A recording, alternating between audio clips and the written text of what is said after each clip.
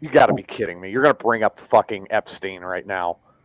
I hope Amanda Kluge shits down your neck. Two things that don't hang themselves. Givens. Where do we come from? Our father's balls! Kluge. First thing I wake up, smell my balls. Tyler. I like that game! Carla. The thing I miss most Marvin. Enjoy them! Wells. Asshole? Yes. I'm being an asshole? I'll show you, asshole! Watch this! Hosted by TJ Miner. The other day, I had a beer or sex in 3 days! Mayhem Unleashed. Which one of you assholes just in my asshole? Jacksonville. Play with chickens. Dude, why did you grab those right away? Why? Sage and I are ready to throw up seeing that. And you go do something like that. That's just flat gross. That intro really needs to be changed because the only one that's ever here whenever you play the intro is you. And then it's just like, oh, here's me and the Wookiee. We're nobodies. I'm doing that for the. Look, I told you, I'm going to get to it. I've got other shit I'm doing right now. Uh-huh. I'm doing that because. And then I'm tired of everybody telling me what I have to do with it. I don't care what you do. I will set the fucking thing up the way I want to set it the fuck up, not anybody else's way. I mean, the end. But no, I keep getting suggested. Hey, get this clip from Spaceballs. Hey, get this clip from that. No, fuck everybody else. I'll do it my goddamn way. What's going on, Tommy? I am glad you're doing something American. Well, except for drinking that Budweiser, but. Like Kluge, I want this clip from Spaceballs. Well, how's it fucking feel to fucking want? Shit in one hand. And who says you're going to be in the next intro, motherfucker? God damn it! You got to be here. Yeah, shit in one hand and want in the other. Let's see which one fills up first. I mean, son of a bitch! Demanding motherfuckers, I'll tell you, it just drives me nuts. I got a steering wheel belt buckle that does that. Will Height is nowhere near demanding. Ever. And Carla's dealing. The only reason I haven't taken Carla out of the whole thing is she's dealing with family shit. And I get it. I talk to her all the time. Still got a lot of shit going on. And Will Heights is perfect the way it is. I love Will Heights. Whoa. Fat 420, did you accuse Tommy of drinking White Claw? I said it's Budweiser. It's not American. You need to be like PBR. Dude, I'm telling you right now, you, sir, need to be kicked in your dink. Tyler likes. Thank God you decided to wear pants because we would have just had a full-on shot of your dink with that camera falling. No kidding. Amanda's back till she goes to jail again. Tell some friends. Who are we going to tell? They're going to be like, Amanda who? Yeah, right? I mean, JD wouldn't care. JD is going to be like, okay. Oh, my favorite WAP is back. Wow. God. Wookiee attracted person. I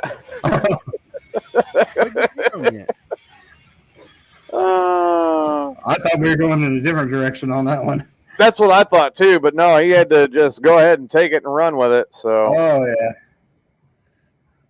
dude, I gotta say, first of all, I gotta say, congrats to Big D. He finally got his fucking slingshot, man.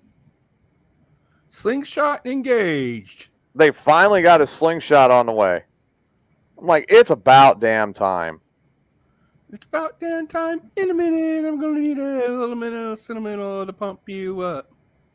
Dude, I don't know what the hell's going on with this computer. So I was looking up some stuff before the show. And Big D! Dude, I'm happy you got your slingshot, man.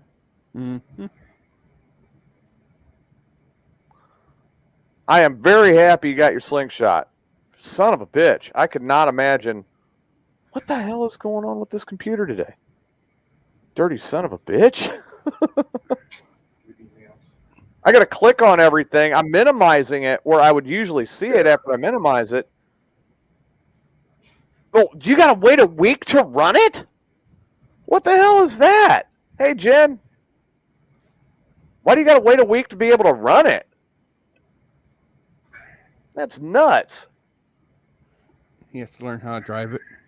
Oh, the only one who would need to learn how to run anything like that would be you. Tyler's good at running his mouth. They have to put a bunch of extras on it. Oh, okay. Well, I guess.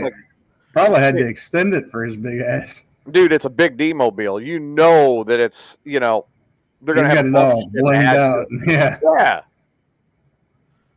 Hey, so power is out in Springfield, Sherman, and Williamsville.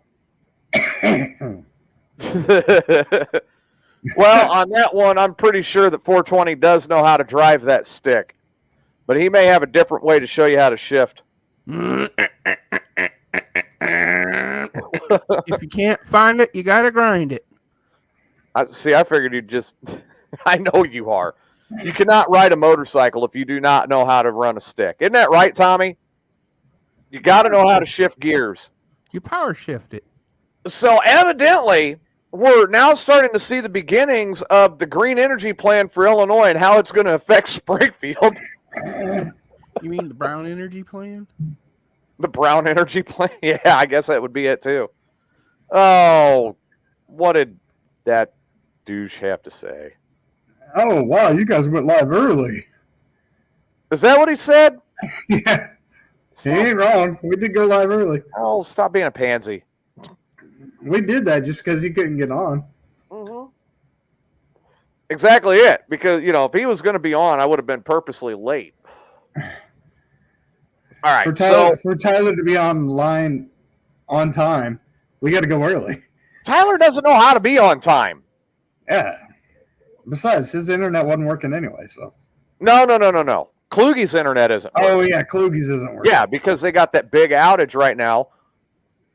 The only thing that Jen says she would ever drive is a golf cart. Kind of funny you say something about that. Because, after I get to Texas, Sage has agreed to come down and visit, right? And I told him I was going to say something on the air. He's like, no, don't, please don't. But he's going to try golfing. Oh, you son of a bitch. Yeah.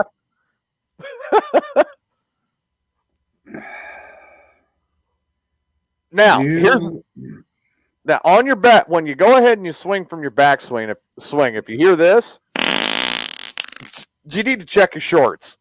And the thing that sold Sage to finally playing golf and checking it out, it is a drinking sport. For one, I still don't consider it a sport. Well, okay. But you had me at drinking. It is definitely... Look, I have a golfing problem when I'm out drinking. I mean, that... Honest to God. 9 holes at Willie Nelson's golf course down in Texas with the people I golf with, we're through 3 cases. Just We've 3? seriously...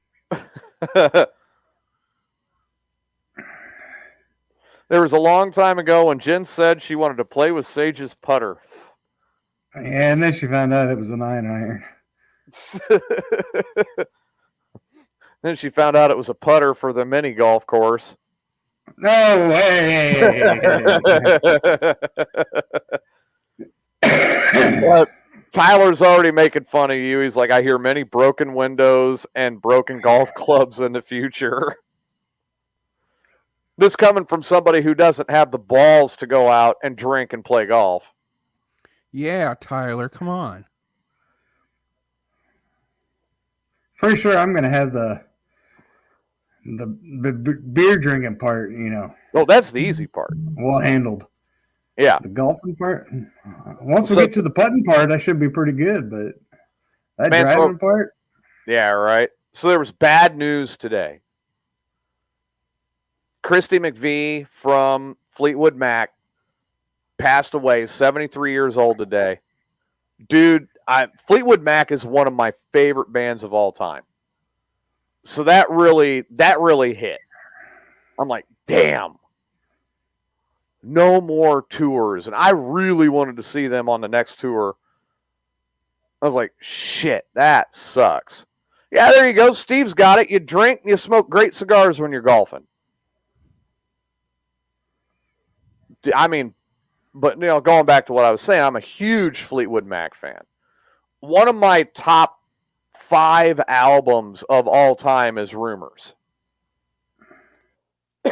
Which Rumors was probably the most controversial album that Fleetwood Mac ever did. Because everybody wrote something throughout the whole thing. It was all individual writing, and then they put the band together to play it. There was a couple of songs that were on there that were done solo by Christy McVie and also by Stevie Nicks. And the one song that they all put together and organized and did together was The Chain on that whole album. And amazingly, when it launched, it became one of the best albums to ever hit.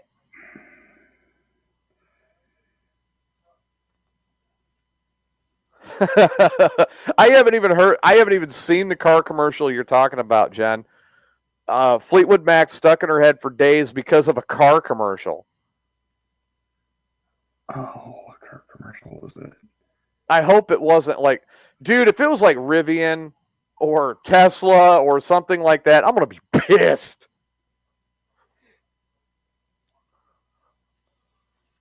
Like, come on, man. At least back a real car, fucking Tesla. I think it was a Buick commercial. Oh, cool. I can handle a Buick commercial. They still make Buicks? Self-parking Buicks at that. What the fuck? A self-parking Buick? Yeah, and like all 4 tires turn and like. Oh, cool. Chevy. Chevy works Oh, too. okay, Chevy. Yeah. I'll go with Chevy. It's better than like a rusted out Dodge Dakota. Oh my God. That Steve has. That somebody else has too. I call it patina, but if you want to call it rusted. I call it patina, but if you want to call it rust. Dude, your Dakota is rusted in multicolor. You don't have one panel on that thing that matches anywhere. That's what you call patina. It is multiple. Oh man, the song Everywhere. That was a good song though. Steve says, no rust on mine. I call bullshit on that, Steve. Uh-oh. Hey, at least my roller uppers work, buddy. Boy, you guys just back and forth about the Dakotas. Where, all right, Sage and I at least have some taste. We'll get the... Do you? What did you come rolling up in? So I got my Mazda. What's your point? That's good on gas, and it's a 6-speed. What's in my driveway? Oh, it's my Suburban. A broke down Suburban and a broke down Cadillac or whatever it was. Obviously, if I had a Cadillac here, it'd be broke down because there is no such thing as a Cadillac that can hold up to my foot. I have yet to find the Cadillac that will survive. Your Lincoln or whatever it is. My Lincoln, on the other hand, the Lincoln's actually getting towed out in a couple of days. It's going to its final resting place. Tomorrow I have to go pull the stereo out of it. Yeah, unlike my Chevy sitting outside, it runs just fine.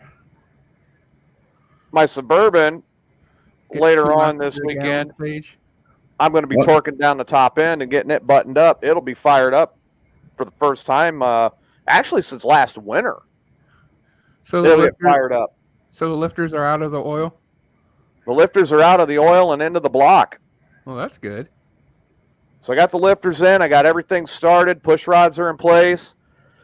I've just got to torque it down and seal it up, set the intake, make sure it's sealed up, put in the injectors, and then I got to do a little bit of exhaust work and install the front axles again, and it's ready to go. Exhaust. And just make it straight pipe. It'll be fine. Dude, I'm excited. I'm very excited to get the Suburban back. And I got to give that truck all the credit in the world. All right, I bought that thing. I kept the oil changed. I did like routine stuff, but I didn't really get into everything it needed. And I knew it needed a lot when I bought it because the previous owner is a tool. On axles again, it's ready to go. I mean, if I would have bought that, I think it would have been better. It would have been in better shape if I would have bought it from Gavin. That's how bad it was when I got it. Are you sure about that? And for the first year, that truck went to and from Indiana every week to take me to work. The first year I had it. It's been about a tank of gas going each way. No, actually, it did a lot better on gas than most people think. That thing was really good. How's it going, Brittany?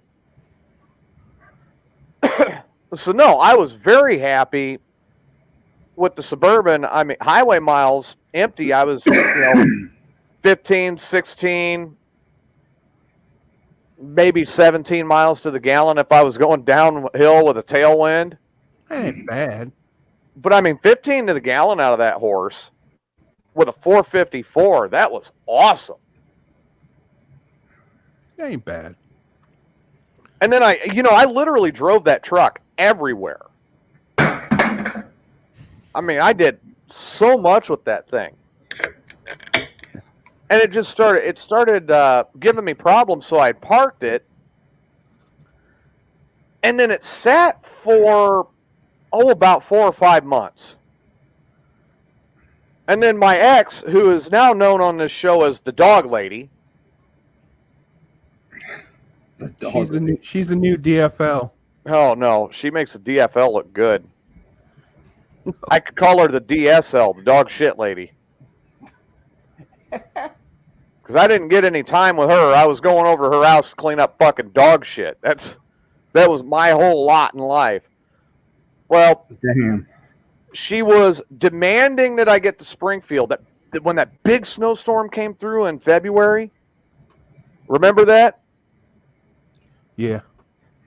She was demanding I get to Springfield to go get her car from the body shop so she could make court the next day. All right, so I start to take off in the Lincoln. The Lincoln had problems even getting out of town. It was so slick. So I had to turn that rear-wheel drive horse around and bring it back. Then it got stuck. And then it froze to the ground after it got stuck. It took an F550 to push that thing back out. Jesus. And I mean, that thing got hit hard enough that I was like... So the car comes up. I park the car. I'm like, I got one choice left, and I don't want to do it. I don't want to do it. Something's going to go bad. I don't want to do it. I started the Suburban. Let it warm up. Okay, it's acting normal. I drove it 4-wheel drive the whole fucking way there. Got it there. Got her fucking journey back. Went and took care of the dogs. I'm driving back. Okay. Truck's almost home, and it shatters. It hand grenades the front differential. Splits 3/4 of the casing out. And spins me in a 360 in the middle of the road. I'm like, oh shit, that was fun. Not. I get it. It still came back and got me home. Even after that. So we drop the front axles the next day, and it blows the hubs and bearings out. Like, wow, this thing needed a shitload more than I thought it did. I went the next 3 weeks out here And I called her. I said, look, just come out here and get me. My boss would let me use the company car until I could get something up and running. Come out here and get me. I'll even find another place to stay. Please, so I'm not stranded here. She told me no. So I ended up out here at my place for 3 weeks with no way to heat the house. Oh, fuck. No food. I was going down to my cousin's place and just basically getting whatever I could for, like water and, maybe some ramen noodles or something like that, just to get by and try to keep myself alive. And then finally I called Klug and I said, I cannot do this anymore. Come up here and get me so I can go get my bike.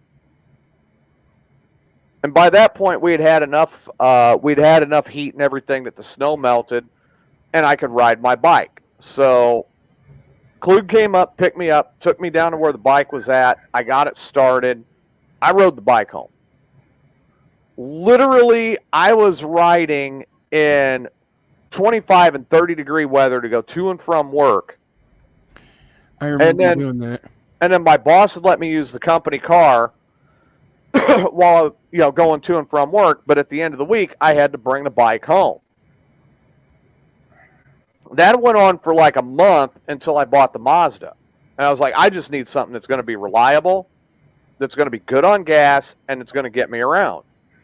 And that's when the work had already started on rebuilding the Suburban.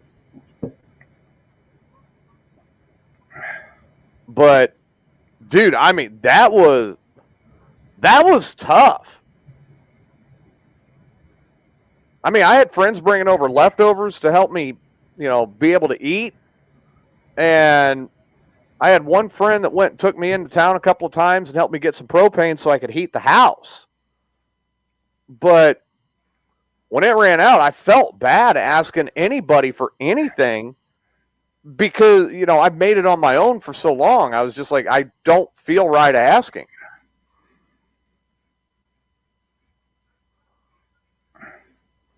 It was a tough time. And literally, it could have been solved. I'd already talked to my boss and cleared it. I could have the company car. She was going to let me have it for a couple of weeks until the weather warmed up. And I could ride the bike a little more. And instead of doing that, she's just like, I don't have the time to come get you. Fuck you. Figure it out. And, contrary to popular belief, and anything she might say at whatever place she goes and talk shit about me behind my back, that was the beginning of the end. I mean, 420 can remember me sitting here doing a show, and everybody thought I had just gotten in from work or something, and that's why I was wearing all the warm stuff. No, it was because I was in this house with no heat. Yeah, you're doing it because you had no heat. Yeah, I was wearing Carhartts and my work coat to keep myself warm. I had no fucking heat. Yeah, I remember that. But I mean, I went through all of that. Might as well have been homeless. That's putting it lightly, Amanda. I mean, my saving grace with all of that is my house is paid off. But that wasn't easy. Right. So everybody wonders why when I drove down to Texas in May, I was like, oh, thank God I'm down here. Why did I say that? Because I was fucking warm.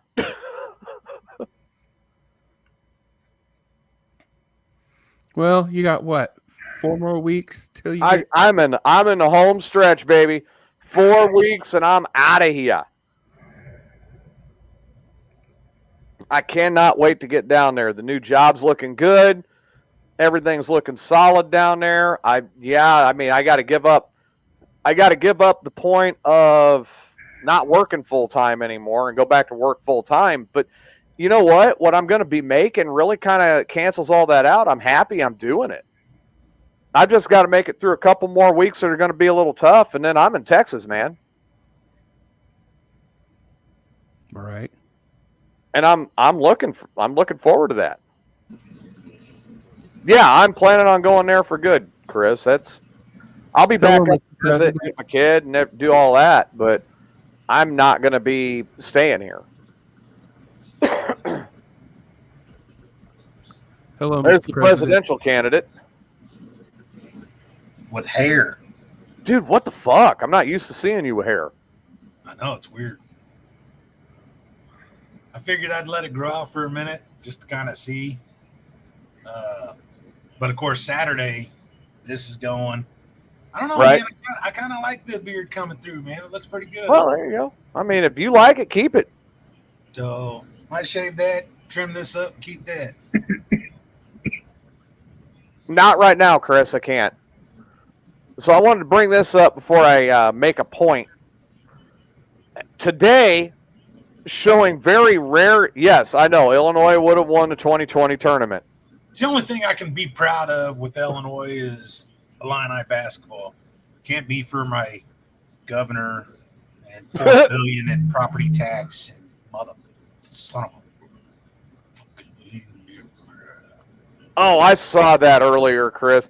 Some idiot drove a car behind all of the trucks at a truck stop and then abandoned it there. All right, so House Democrats have ushered in a new generation to take over for Pelosievich. Or Pelosievich?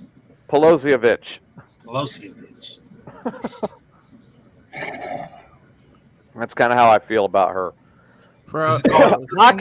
Hakeem Jeffries is going to be the new Democratic minority leader out of New York. The Representative Catherine Clark of Massachusetts will be the Democratic whip, and 43-year-old Republican Pete Aguilar of California is the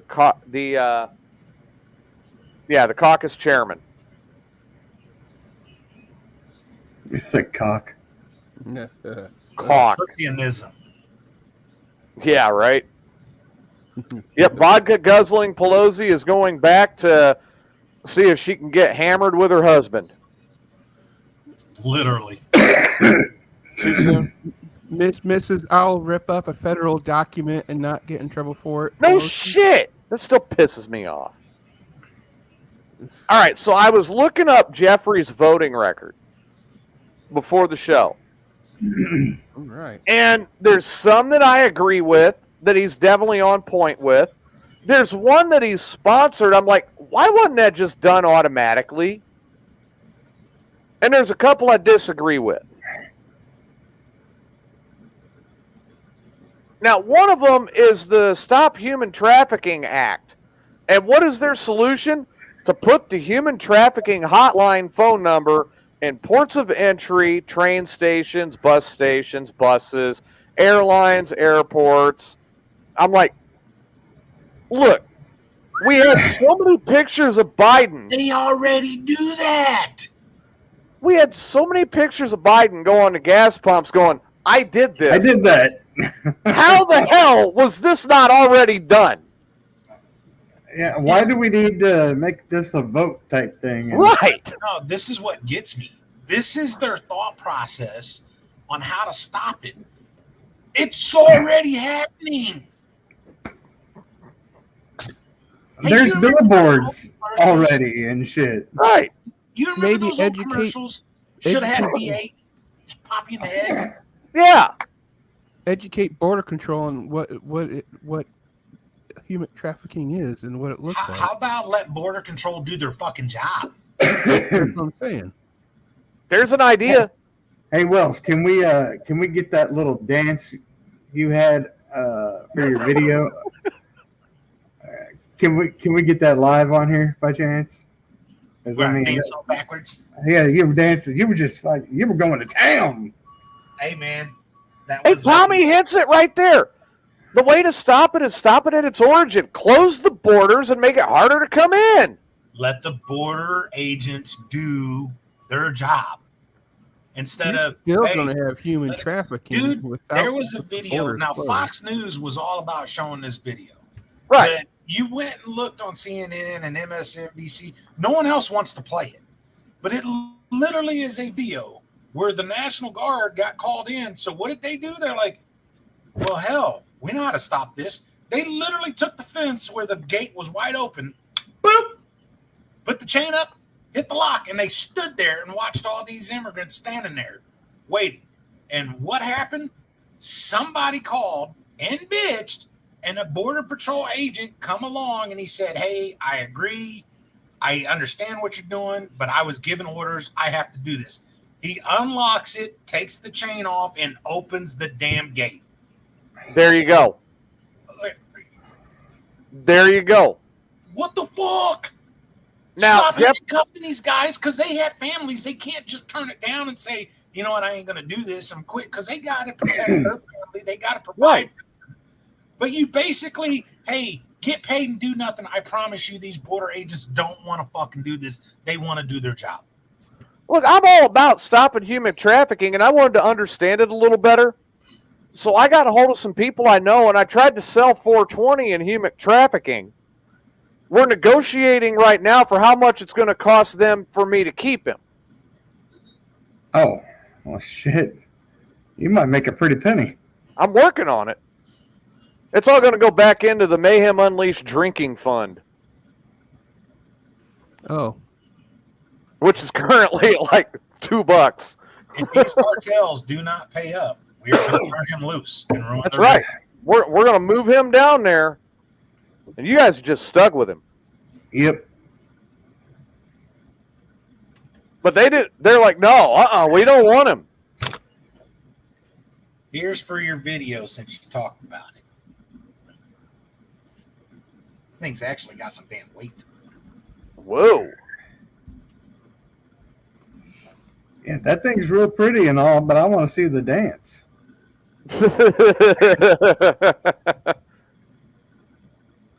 Damn. Man, that takes that proves that he knows what he's talking about when it comes to energy.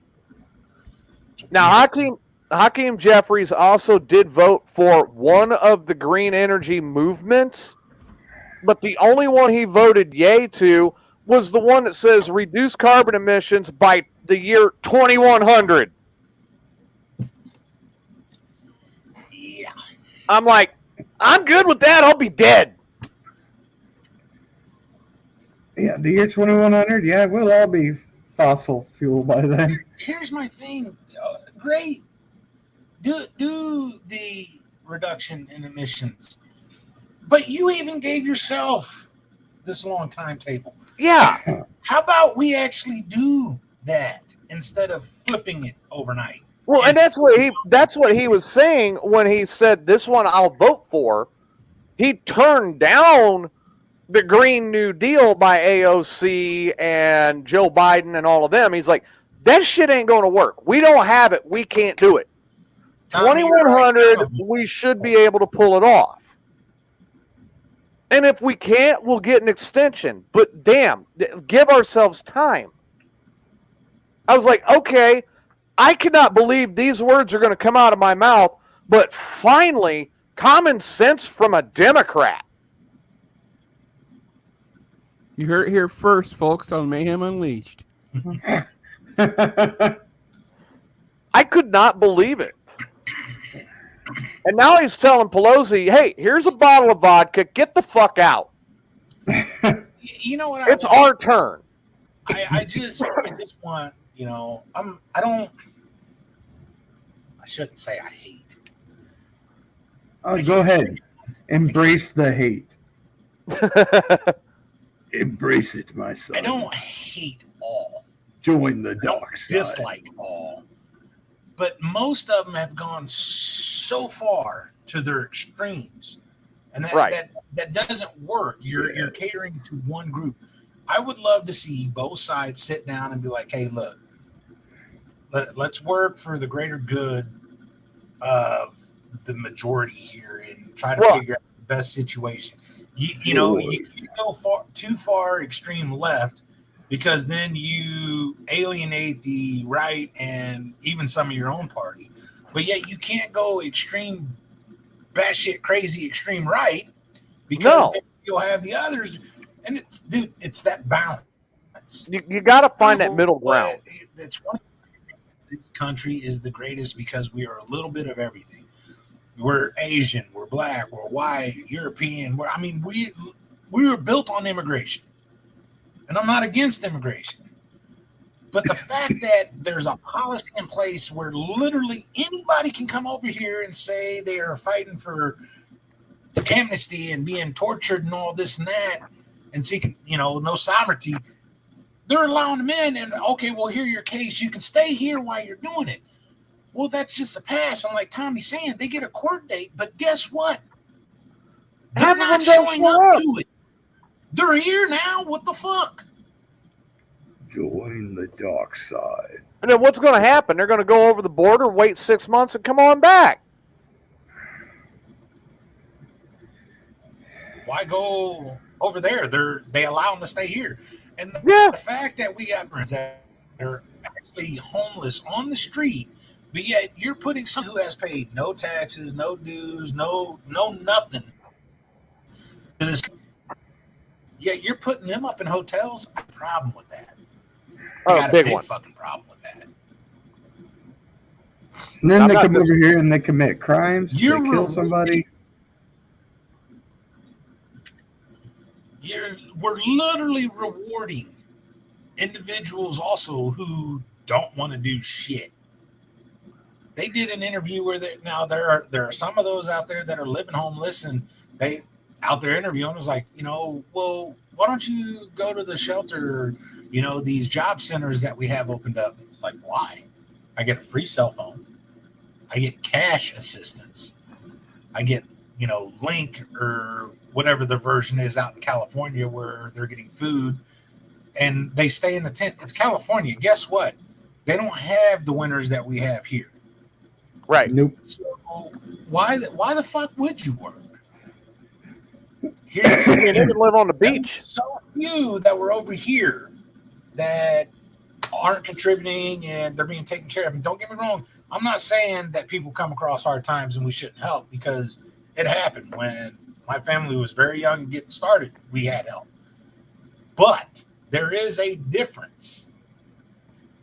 If you get more and more people that were raised in the system that way and they continue to stay on it, plus their family before them stayed on it, and your taxpayers are up here, eventually that kind of levels off. And guess what?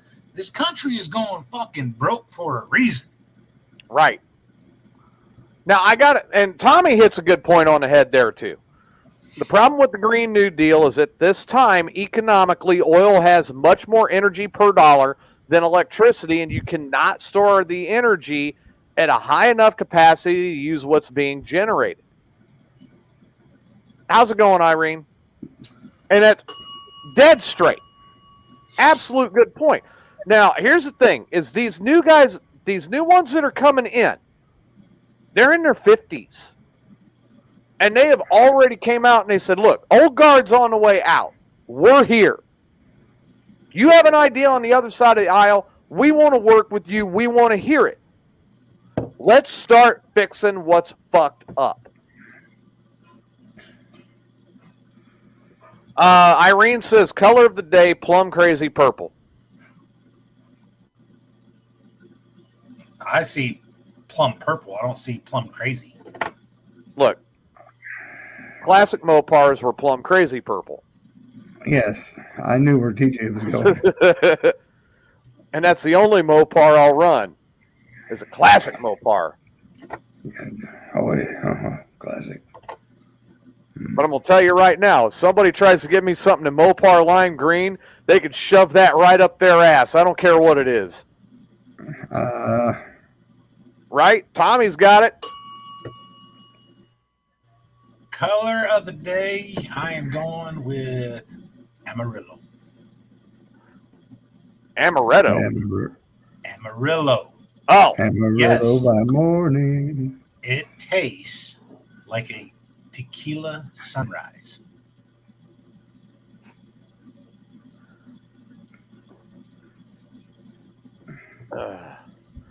Amaretto in the morning. Oh.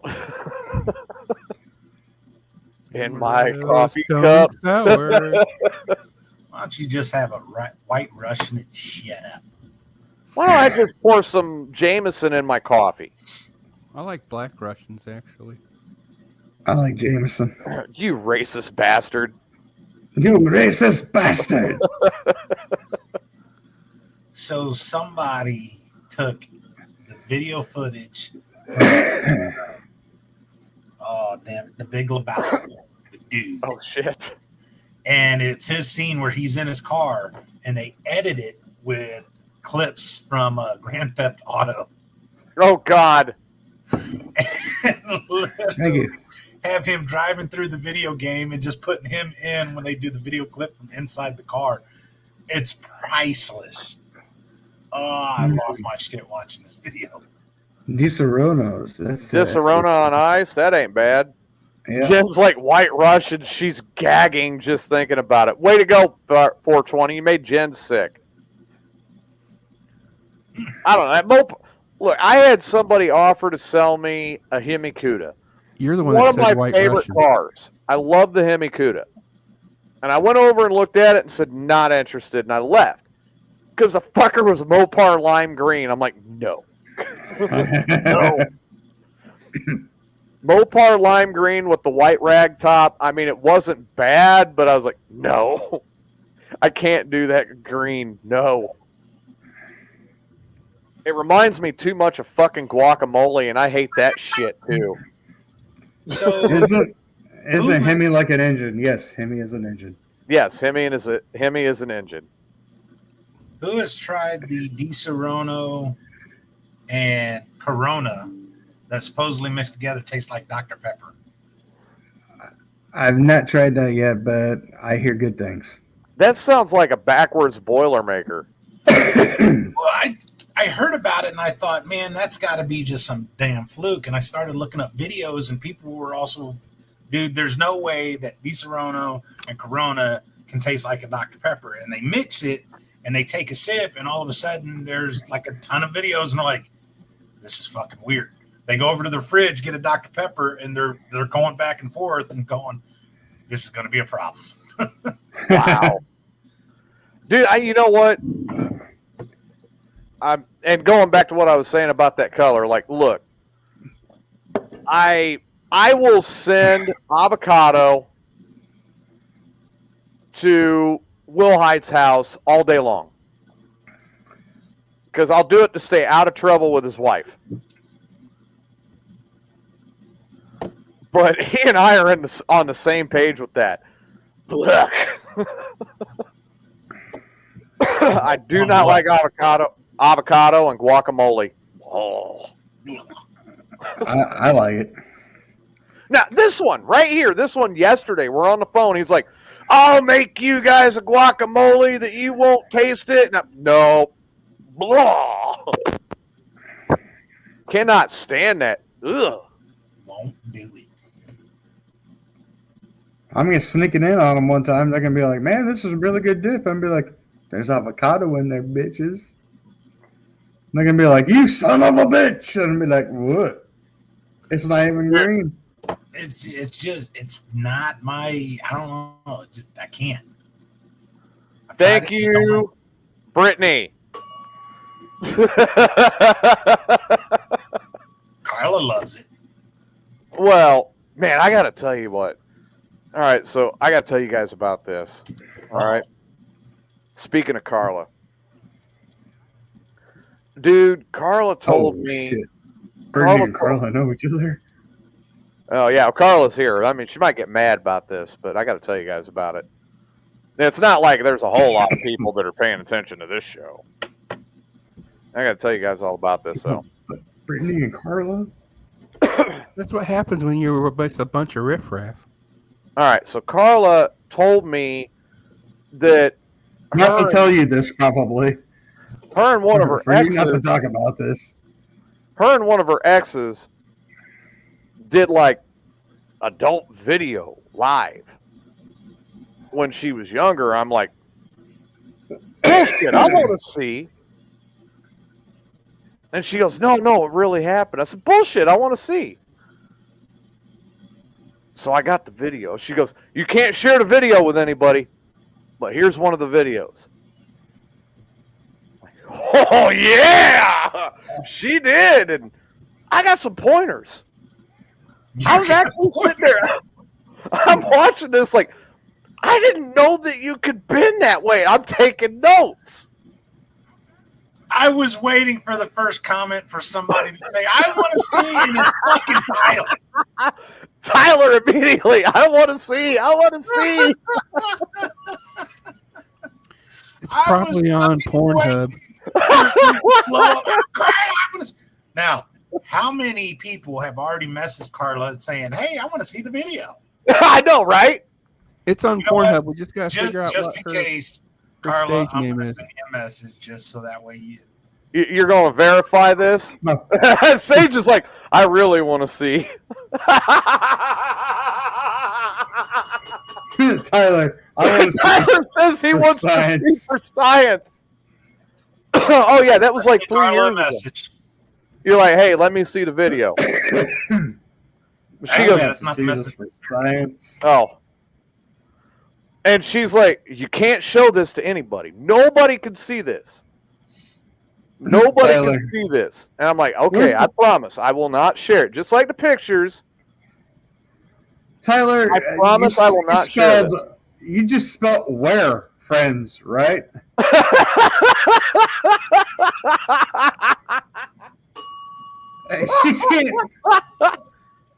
She can't respond to that. Where, friends, right? But I mean, I'm sitting there and I'm taking notes. Like, I didn't know that you could bend them that way. What the? What? Wow! You can actually do that?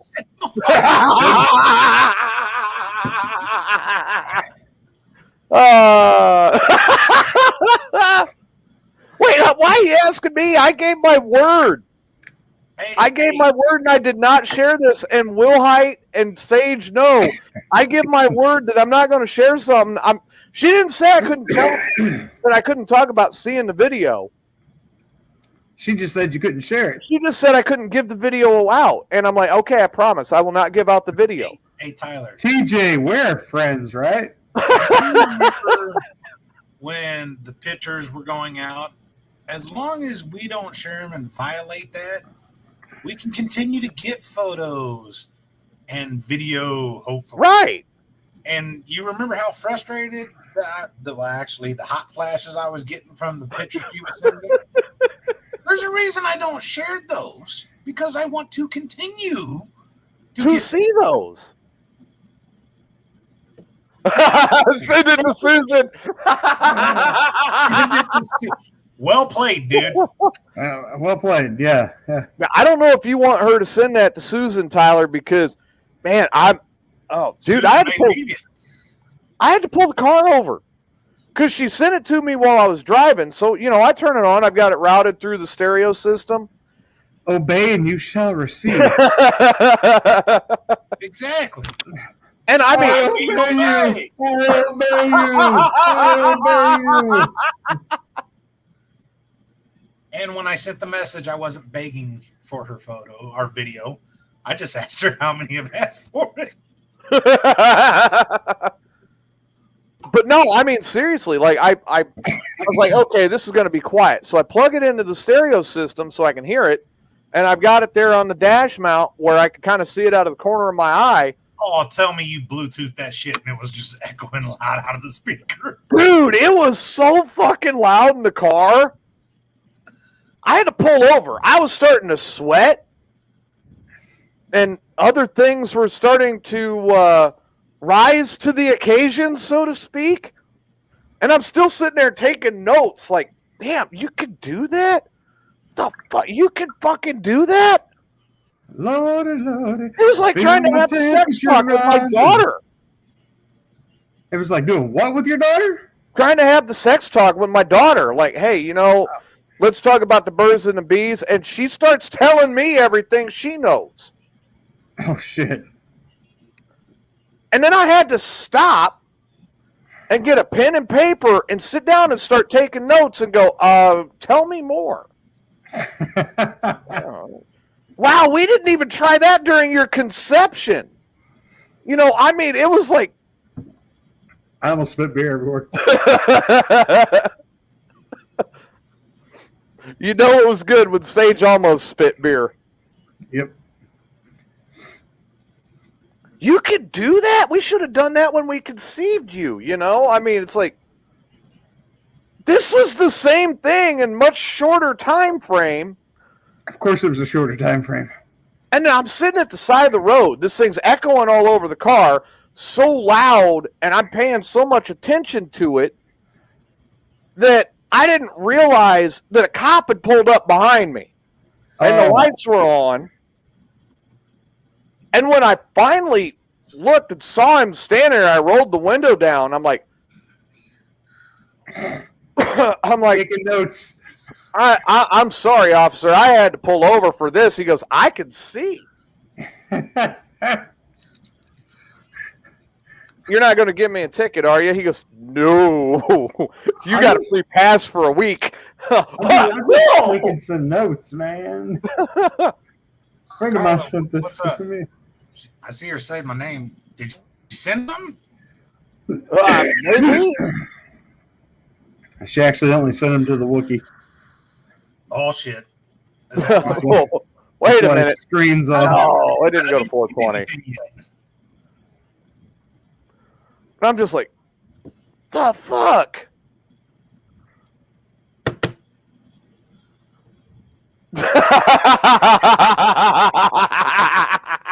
But you're getting something. Yeah, Tyler, you're getting pictures. Yeah. I sent it to my favorite women. I mean,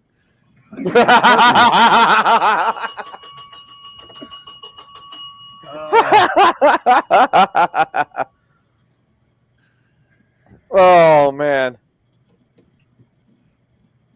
Oh, my God. Why do you think I sent you a picture of my ass on Sunday?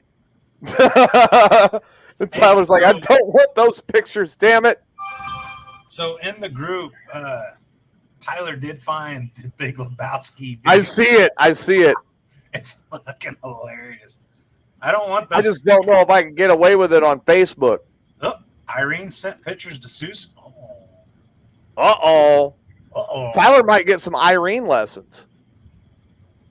Oh. Irene, you sent those to me, not Susan.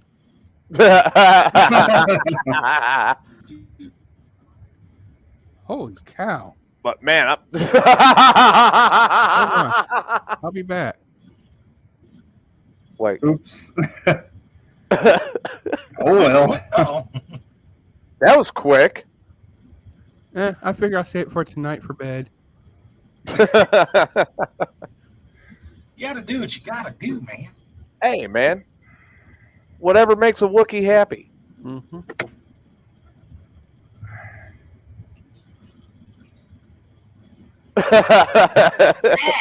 Carla says she's... What's That that? looks better. What? That's what I say. But she don't listen to me. I don't know what I'm talking about. And all those damn pictures that you had me flustered and stuttering and all that, I didn't see fat. I didn't. Hey, yeah, D, share your smug mug with Tyler. Yeah, hey, Big D, go ahead and send Tyler your smug mug. He needs to feel better. Yeah, he needs a little loving. Yeah, Irene says it right there, Carla. You're thick in all the right places. Women need curves. Yes. You can't do skin. No skin and bone. No. Look, I'm going to tell you what happens when you've got a guy probably too busy looking at your door knockers. Hey, I'm not getting into that conversation. I'm not denying those, and I'm not denying those are nice, but I'm not denying any portion of those photos. There's no fat. Let me say it again and express and articulate. There is no fat. If you try knocking on a door with those quote unquote door knockers, you're gonna knock that fucking door down. I just imagined her coming through my door with those things.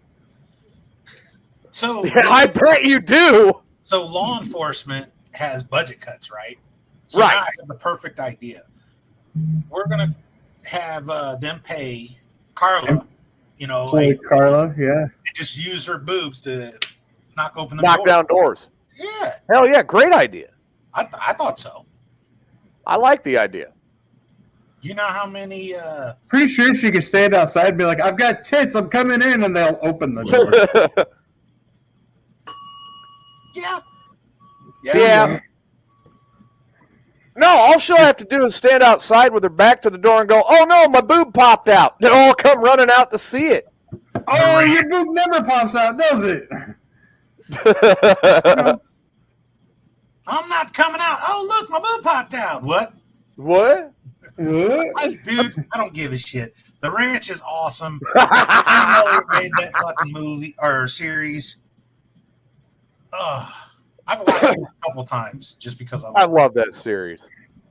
I'm rewatching it again for like the third or fourth time. I can't look because it's bad luck to see the wedding dress. Oh, look, my boob popped out. You know, I gotta ask, did your boob ever really fall out? Nope. So now, the best part is if you ever get a incredible kink in your neck, if a woman stands behind you and just places her boobs on your shoulder, it works like a great, perfect neck brace and keeps you perfectly in line. I believe they even have a term for it. It's called a redneck neck brace. Right. Oh. Is that what Tyler and I did the other day? Oh, shit. Wait, you did that to Tyler? Yeah. God damn. That's some hairy double D's that were on Tyler's neck. I use my thighs to save lives. You saw my ass, Kluge. That was it. A nice ass it was. Irene says hers does sometimes. All right. I'm going to try to play this video without us getting flagged. Because, man, it's Grand Theft Auto, you know. You do not own the rights Hey, to any of this. it's not mayhem unless somebody goes to Facebook jail. Do we want the whole show to go to Facebook jail? Dude, that would be the ultimate respect. I'm not in charge of this. We still got YouTube. But we ride together, we die together. We're going down together. What up? All right, hang on. I'm working on it here. You're welcome, Tyler. Oh, did Big D send him? Uh-oh. Uh-oh. What did We Big have- D send him? Hey, wait a minute. Why sir. are those boobs so stretchy? I have no fucking idea why your boobs are so stretchy. All right. Now let's bring this to full screen. Here we go. It's the dude in Grand Theft Auto.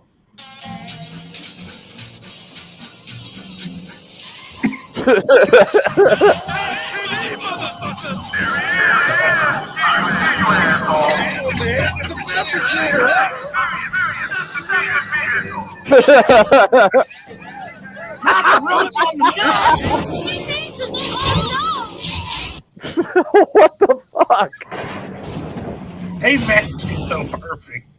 Oh, God. I just bought that fucking gun. All right. I got $4, almost $5. Easy, I guys. just bought the fucking gun on wing. Hit the $4. I'm gonna fucking kill you. God damn it. I hit you with a fucking ball, man. I'll kill you, fucking gun. No, hey, God damn it. Oh, shit. I'll kill you, fucking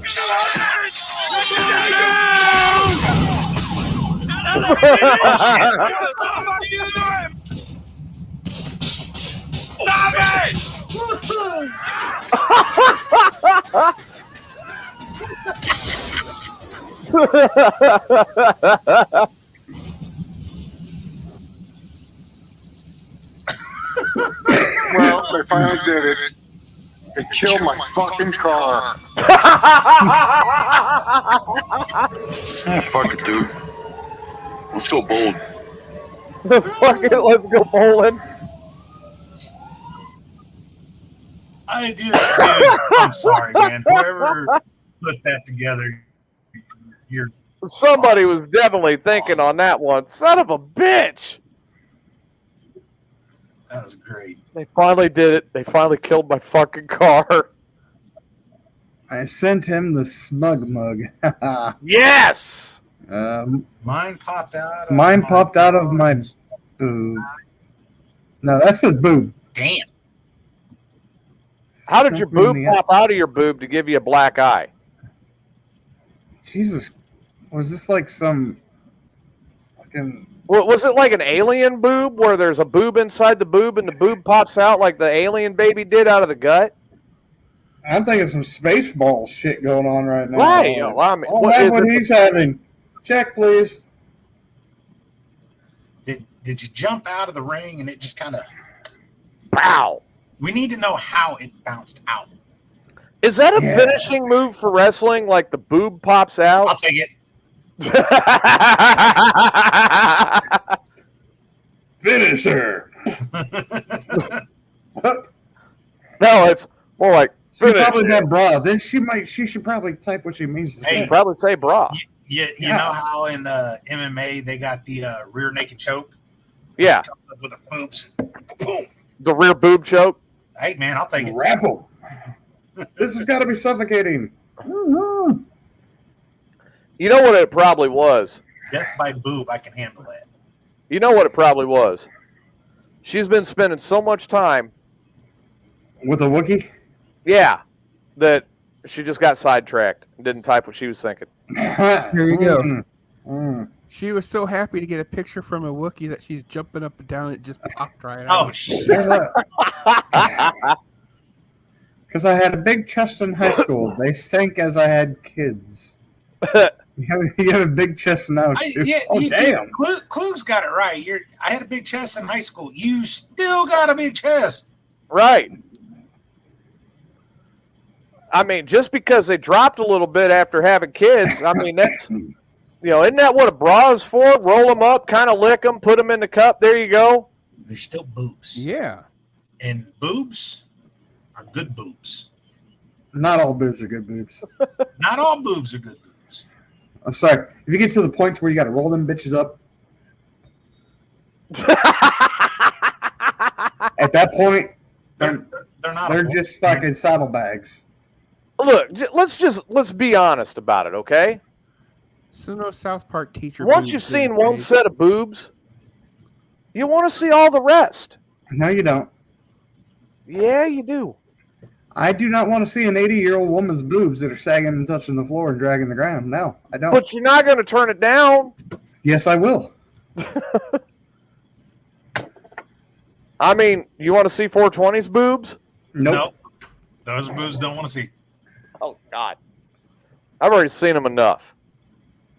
I sure don't. I mean, I could be at a bike rally. Want to see them? Yeah. Oh, I guess. A bike rally is different. He said, I guess. If it's a 90-year-old biker mama. If they're out there showing them titties, chances are they're well enhanced and they're meant to be looked at. Well, but I mean, okay, now let's see. She whips them out and they're perky and shit. She goes, I'm 90. I'm going to be like, you did good. If she says, I'm 90, and she goes like this and they go, roll like a fire hose, there's a fucking problem, and she doesn't need to be there. She might have rode there on her own bike. I'm surprised they didn't get caught in the spokes. It's opinions that matter. I'm telling you what, there are certain people that are out there that are women and they're bartenders, and there's some of them that are really good at what they do. And, they don't need to flash a whole lot to be really good at what they do. And then you got the others that suck at what they do, and they need to show as much titty as possible to be able to be good at their job. Then there's some that shouldn't do either. Right. Way back in the day, one of the or old school webisodes that we used to do, it was nice because there were female fans that would want to get their boobs judged and get opinions, but it had to stay secret. And what I mean by that is you wouldn't tell who the fan was that was watching. but they would send a boob pic into any of the people that were participating in the show.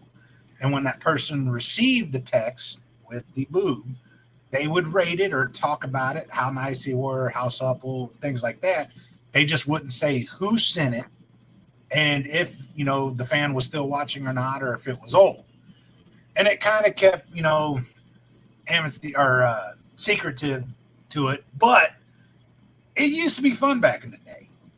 And we always used to say, boobs always need opinions. And this is just reminding me of that.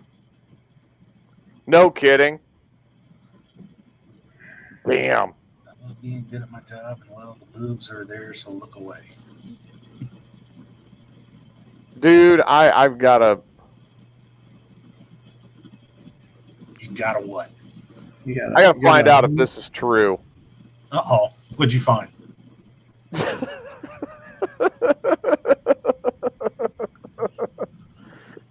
The news story that I don't know if it's true. It says Paul Tuttle Sr. came out as gay in his new tell-all book, Ride My Hog. I'm like, what? Really? The fuck? That's what I'm trying to confirm. Congrats coming out, I guess, but hey. With his attitude, Oh, no, wait a minute. Okay, no, here we go. Another story says, no, he isn't gay. It's just a publicity stunt. Somebody wrote it just to get him fired up. Yeah.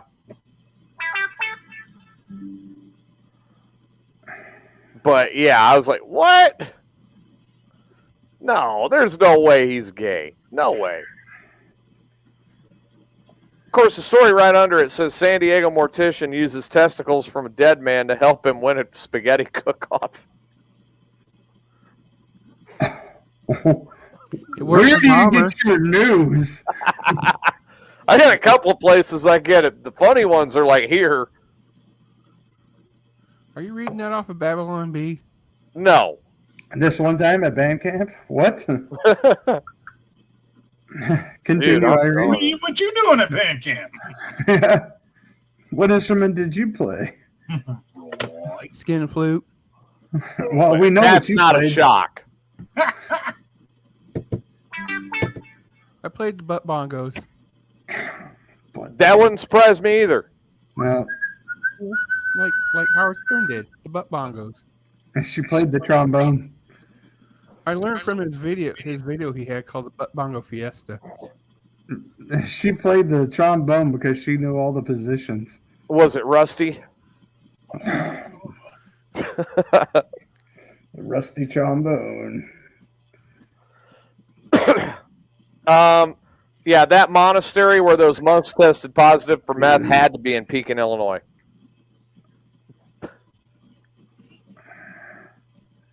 Oh, well lubed, she said. She's doing it on a merry-go-round. Dude, I don't know, man. That does not sound like a fun time. Dude, if this is the same video that Carla sent you, it's not the merry-go-round. It's the thing at the park with the... But it does make for a good brace to hold your leg up. Yeah, right? I was like, whoa, you can actually do that shit? Oh, hell no. What? Carla sent me the video, dude. Now Sage is like, how come I ain't got it? I totally didn't get shit. This is... I never really thought. Goes Carla playing fucking favorites. The spinny thing at the park. But the handle is up there perfectly. She's got her leg propped up. Right. The backside, like so it gains access for like the perfect doggy style. Well played. God damn. And she says she's fat. Fuck, get out. Dude, I told you I was taking fucking notes for a reason. Dude, and it does because it's got the angle. He's even holding on to that for extra thump. Wow. Right. This is holy shit. Oh my God, I love you right now. Look at 420. Look at what he's doing. He's trying to figure it out. I'll do more research later tonight. You sure Tyler's going to let you do that research? Well, Tyler's kind of busy, so. Okay, so you're going to get one of his chickens? Yeah. Morgana. Oh, God. Oh, please tell me you guys did it on the fucking drawbridge. Oh, I hope they did. Get off me. Shut up, Amanda. What? Jed's like, I'll trade you a smug mug for the video. That is awesome. I need a beer. Poor Sage. So, dude, now, where do you get to the monkey bars? I'm not at the monkey bars. I'm at that little wooden bridge. Oh. And every time when it bumps, it kicks. I know. Why, dude? I tell you what, man. I have a whole new aspiration For the playground. For the playground, dude. Dude, Carla, you are. Wow, you're a genius. Sexual Thinking outside genius. the box. Well, wow. Honey. No. She wasn't thinking outside the box. She was thinking with her box. Yeah. I'm not wrong. I mean, I see why you were saying taking notes. I mean, that's. Yeah. Wow, dude. Like, You're like I never thought that it would. I can't wait to watch the rest of it. I want to say something. I don't want to take the whole episode here, but there was something catchy with the monkey bars. Oh, yeah. I just got the spin around thing and the drawbridge. So, yeah. Damn, you got wow. And yeah, you're right. It's a merry-go-round. You spin me right round, baby, right round, like a record, baby, right round, right round. Hey, that song would have been out when that would have been perfect for that. Hey, well, no, because we can't share the video, so we can't edit it for the sound. So you guys just have to use your imagination. Sorry. I don't want to stop because this is now we're in trouble. Oh, shit. I told him not to share it. So did you guys just go to the playground and think of these different ways to enhance sex? No kidding. I mean, I will not have a ticket for a week because I took notes and the cop caught me. That video was great. Mm-hmm. The question is how many videos and different situations did you come up with? Can you hear us? Carla, well, I can't have it up that loud. I'm in the break room. No. Well, put your earpiece in. What the hell? You usually hear us But fine. I don't work with it. For some reason. So how many different situations did you guys figure with that area? I don't have multiple. What you talking about? Multiple. I need at least 4 more so I can get out of tickets all the way to Texas. That's what they have secure folders for on Androids. I know. That's why I got an Android.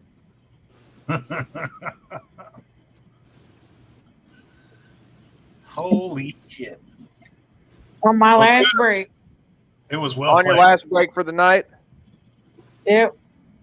So have you had anybody go into the dressing room yet today or tonight and go, hey, where's all the fucking toilet paper at?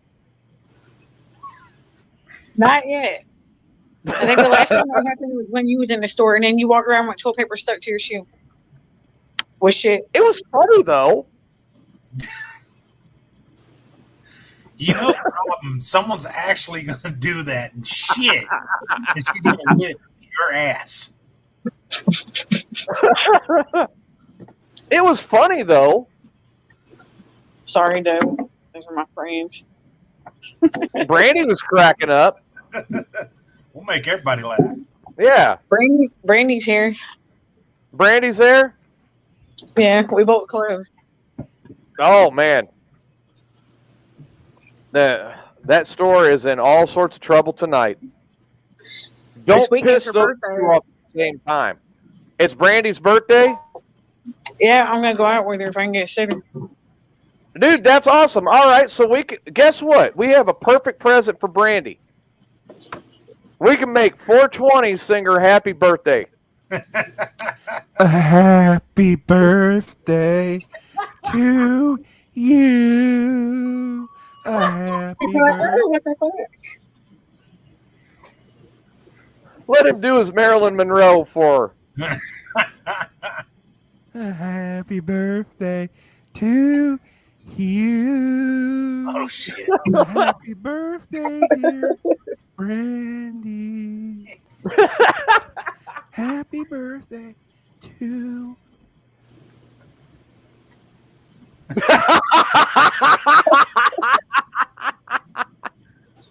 Good shit. Happy birthday, Brandy.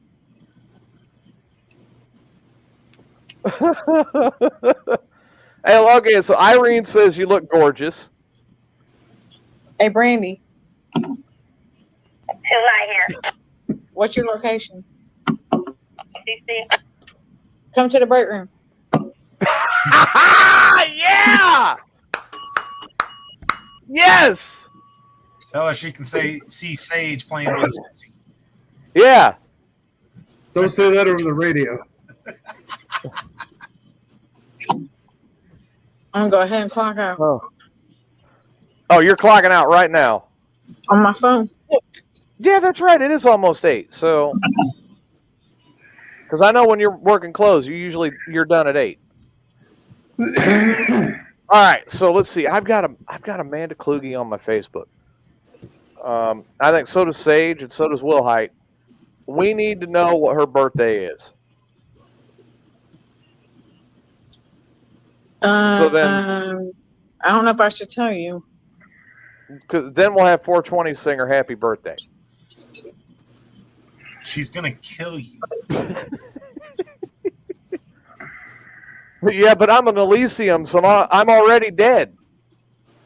You work tomorrow, Dad? I'm ready to leave this bitch. Nope, there it is. What? Kluge already said it. He's like June 30th. Hold on. Holy shit! All right, yep. Where's Brandy at? She said she already smacked Jason. So June 30th. Mark that down. 420. He took a picture of it. He took a picture. And I'm gonna put it in my calendar. All right. So remember, Cancer. She's a Gemini if she's in June. Is it? Well, I thought Leo. I'm a Gemini. And I'm in June. You ain't getting no action, no titties, no hand job. You ain't getting nothing for spilling that one. That late in June, she might be Cancer, I guess. But yeah, I'm early June, so I'm Gemini. Wookiee lover's birthday. Yeah, I'm June 4th, so I'm Gemini. And let's see, mine's April, late April. I'm a Taurus. So am I. Bull. The bull. Astrological signs are bullshit. Yes, Brandy. Well, better than. Where's Brandy at? Yes, Brandy Foo Foo. Little Brandy Foo Foo rock. Now, everybody, we're getting a sneak peek and behind the scenes at Walmart. This is where all the toilet paper comes from. I'm coming back there. It's nothing special. Oh, she's coming. Oh, here we go. Now she's back. And it froze again. Ah, damn, we lost her. Damn. Oh, there. She's back. Shit, that was quick. Hell, I didn't even She have to says- log her back in. She bounced back in. What the hell? Depends on the part of the store she's at. I know, right? Jennifer says, I'm a Libra. I'll hug you, then cut you. Yeah. Oh, Amanda I'm a got boy. thrown I in just don't Facebook give a jail. fuck. Amanda got thrown in Facebook jail. Again? She's Are you calling serious? from. She's talking from YouTube now. She probably How did. Fuck Oh, I saw Brandy. Come on, Brandy. Come back. We got a present for you from the show. For your birthday. All right, you ready, Brandy? Hey, Brandy. All right, we're gonna give you your present now. We're gonna have Fat. We're gonna have Fat 420 sing you happy birthday. So here he is. Sing A happy whose birthday? birthday. It is not my birthday. Coming up. to you. That's what A happy birthday to you. A happy birthday, dear Brandy. Happy Y'all are messed up. birthday to you. Y'all, Really? She said thank you. You're welcome. I think it was more y'all are messed up. I heard more than Yeah, that's the part I heard. Fuck. Yes, I was gonna miss my medicine, Carl. All right, Oh I'm my getting off God. of here now. See, it was so bad that now, see how bad you were 420? Now she's got to take medicine to be able to deal with it. Damn. Working with Carla. I'll see you later. Hey, Becky says hi, by the way. You guys Carla. cut. Hey, you guys cars be to cuss on the walkie.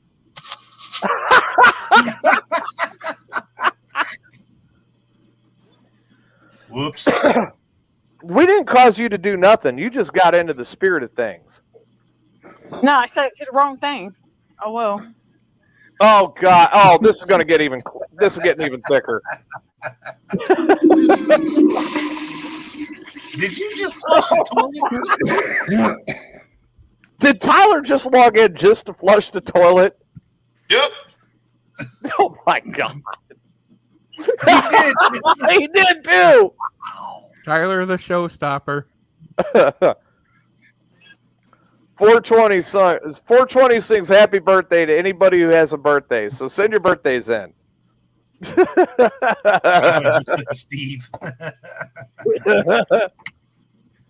Oh, that's great. Bye. I don't think I've ever heard happy birthday sung that horribly in my life. I don't see a big handprint on the side of Klug for. I don't either. But we're gonna make sure that Amanda gets happy birthday sung to her on June 30th. I mean, that's just it's on her Facebook account anyway. Amanda, right. Does he get Jesus, now you're stuck in her Facebook? for spilling your birthday? No. No, He doesn't get any torture whatsoever. no, I'm not that mean. Are you Who sure? said it, who said it was mean? Yeah. He might like a little torture. Yeah. I like a little kink, so you If know. I would give him torture if it wasn't Shark Week. Oh, dude. Oh, Really? God damn it. Shit. What a God, no, kick you in the didn't have to nuts. torture us. Right? He can still get some boob action, right? Yeah. I got that There earlier. you go. Oh, Boob Oh, it's action. fucking cold. Yeah, I could have warned you on that one. Hey, Carla, it's a little Fix this. cold outside. The nipples are getting hard. Oh God. 420 bragging about how his it nipples was are really getting cold hard. outside. Son of a bitch, it's cold. Door You want me knockers to warm waking them up. up for you? Prove it. The nipples can cut I gotta glass. find my It's car that keys. cold and hard. Where'd you think they went? I got glass of being cold. What you talking about? I got metal things in here. That you do. So Irene said February Oh, 13th. fuck. No, so Irene wants 420 to sing her happy birthday too. So Irene, the day that her birthday is the same day that I signed up and started my business. Have a good night, Jen. All right. If you want me to sing happy birthday to someone that you don't like, you need to give $10 to Wrestling for a Cure. Then I will do it. I love it. So Payback's February a bitch. 11th, she flipped him off. Oh, and then she says that Klug's birthday is February 11th. Payback. I don't remember that one because it's a friend of mine's birthday. So you're gonna have to sing happy birthday to Klug. Right. I'll do that too. I won't be here that night. It'll He's be gonna in make sure your he's inbox. got everything turned off. Delete it. Not watching. Remember, I know how to do this. Oh, you little fuck. What the hell, man? That pussy's crawling right up you. Just reached up and scratched my fucking lip. I don't have a birthday. I was hatched. So, Klug, I how's landed work here. going for you? Do what?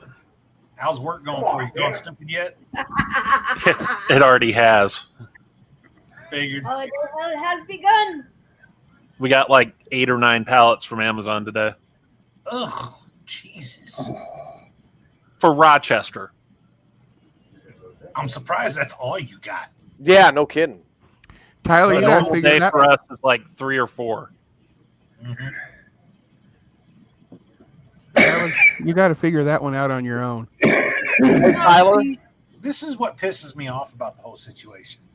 Is a fat guy gets credit, which you would think I'd be happy, right? Because fat guy. No, it's a fat guy in a red suit gets all the credit. Yet here, Klug and I are doing all the fucking work. Mm-hmm. Bastard. You know, I kind of want to go on a serious note with that, actually. Because looking at everything and seeing what all's being shipped, where, how, and why. What the fuck is going on? People are getting lazy. Because we're not seeing the numbers like we normally see this time of year. No, it's stupid. But Hey, Tyler. It should be worse. It's April 24th. No, that's the day I was hatched. Oh, yeah. So technically, I do not have a birthday. I was hatched. Okay, Tyler, April 24th is the anniversary of the day he hatched. I got 2 birthdays. Black Friday. Yeah, there you go. Tyler hit it right there. Black Friday was was the lowest recorded for the last 10 years in sales. Dude, and I'll give you an example. I'm curious about Cyber Monday. Because, like, don't get me wrong, it's upticked from what we normally see. However, from Cyber Monday to now, if it was a normal peak, yeah, we should be doing 2 to 3 times more than what we're doing. Right. Because it hasn't upticked all that much. It's crazy, don't get me wrong, but it's not, oh my God, I freaking hate everything crazy. I blame the reason sales why- tax in Springfield. I think the reason why a lot of those sales at stores didn't do too well on Black Friday is because I noticed that a lot of stores like Walmart and Target and places like that, they took like a month or 2 before Black Friday and did Black Friday deals like once a week until Black Friday. Maybe Okay, that's look. why. I'm going to give you an example. Now, everybody remembers what Black Friday was like trying to go to any store, and it didn't matter. It could be a grocery store, convenience store, gas station, did not matter. You were fighting to get in and out of a place on Black Friday, right or wrong. Yes. True. Correct. Okay, so my cousin and I went golfing on Black Friday. And on the way, I was like, oh, shit, we got to stop. He goes, why? I said, I need to pick up some golf balls. I'm out. So I went into Dunham Sports in Pekin. Don't they I was sell in and golf out of there. balls? I was in and out of there in 10 minutes. At a sporting goods store. Right. That's ridiculous. I don't know. That you were in and out of there that quick. Maybe it's the record inflation, supply chain. It might be. I mean, you got a number of different Hey. things that are going on. It's Putin's fault. How the fuck is it Putin's fault? Well, everything that's No, going let's on. put the blame where it should be. Everything is Pritzker. Putin's fault because the inflation, that's Putin. Nothing to do with the fact that as soon as this administration got in, that everything started going up. That's not, they needed something to happen, which is why they didn't show any, hey, we're going to stop this and put his foot down. No, they needed something to happen so they could point the finger at someone and say, well, it's their fault. Right. Fucking dumbass. Well, dude, I mean, seriously. But a sporting goods store on Black Friday. I'm out of there in 10 minutes. What's my normal time frame for getting in and out of there? 10 minutes. So I actually want you guys' input, and I was looking at getting into this, but with that everything being brought up, what is your thought on the fact now that if people had a problem with their workplace, they could go on strike, they can negotiate, and now all of a sudden, Never negotiate with terrorists. Uncle Joe, who is, pro-union, and for all the union workforces out there, has now telling Congress that they're going to get involved and stop this rail strike from happening, which, don't get me wrong, if it happens, it's going to be devastating for a shitload of people. But now they're basically, if you don't like it, tough shit, they're going to force you to work. That sounds a little something like, I don't know, communism? Yeah, a little bit. Weird. Well, Tommy says he thinks when the railroad strike comes to a head, it's going to screw the union. So I kind of got to agree with him there. I'm reading up on where they're at right now through the AP. So give me a second to catch up.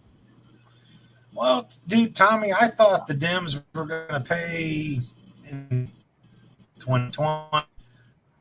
I thought they were going to pay just a freaking month ago. I think how elections are done is there's a new way to do it, and unfortunately, they figured out a way, and it sucks, but we're going to have to change our tactic.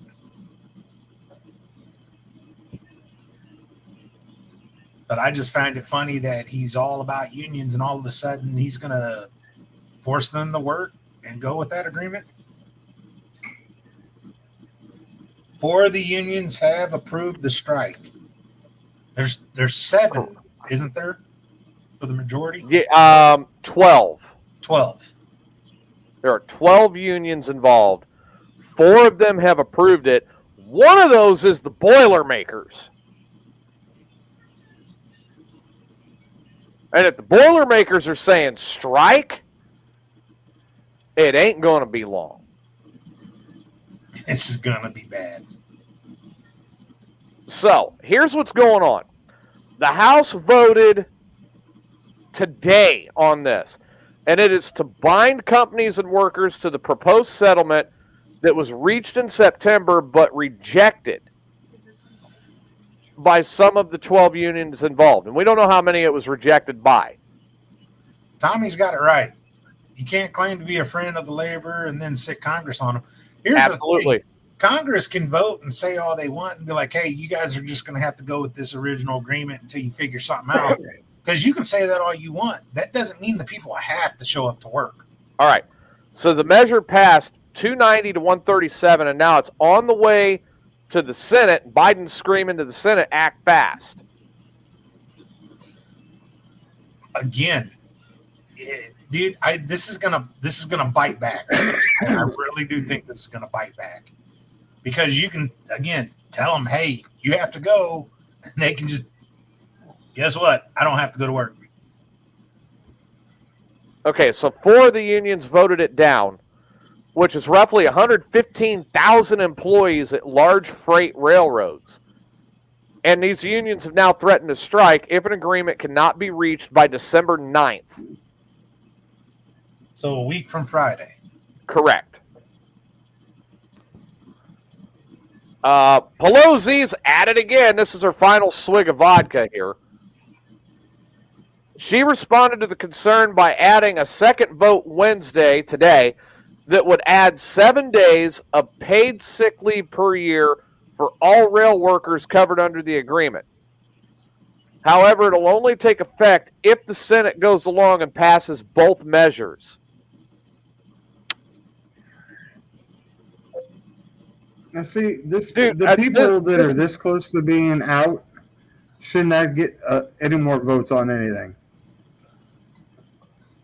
That are, especially whenever they're this close to being. They're trying to slam it to keep the rails running. Now, mind you, let's go back a little. Let's go back a little bit. Let's go back and let's look at anything that's going to affect the future that they're no longer involved in. They shouldn't have a vote.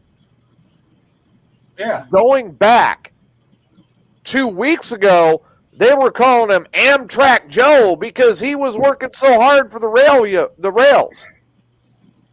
And now the rail unions have turned around and said, "Fuck you, we'll strike." Dude, this dude fucking. Oh yeah, now he's worried. Lied so damn much. How are people still supporting this fuck? Seriously, dude, it's bad. It's the same way they're supporting Pritzker, and now, whenever this whole fucking thing comes up January 1st for the no cash bail, people in Chicago are gonna be fucking running and tucking their heads, going, "What did we do? What's going on? We have no fucking clue. Crime rates at an all-time high again.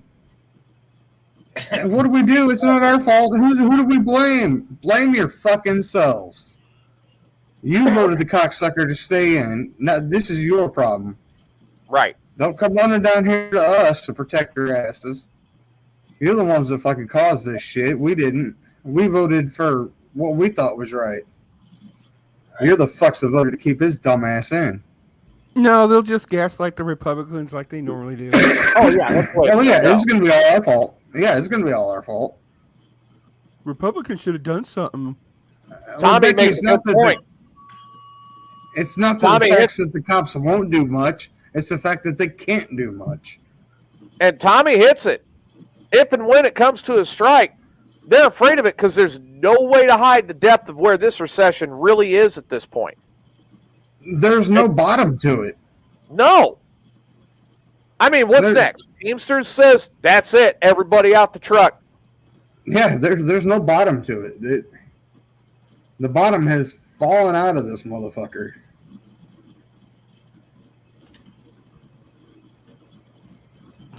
I mean, here's the facts.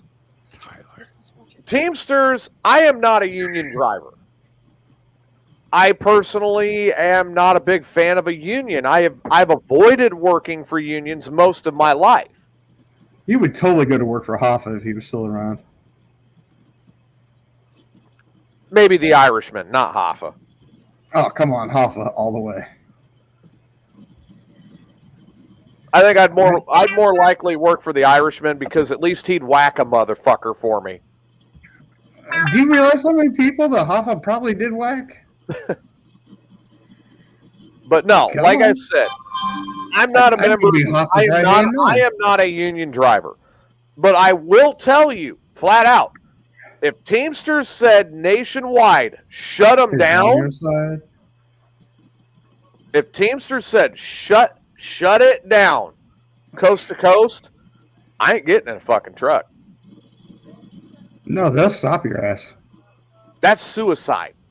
Yep. It is flat suicide. You don't go against the fucking Teamsters. Because the Teamsters, they'll blockade roads with trucks and be out there with shotguns. Your best bet is if you roll up on one of those blockades, be like, where do you want me to park? Pretty much. I'm here to help. Where do you want me to park?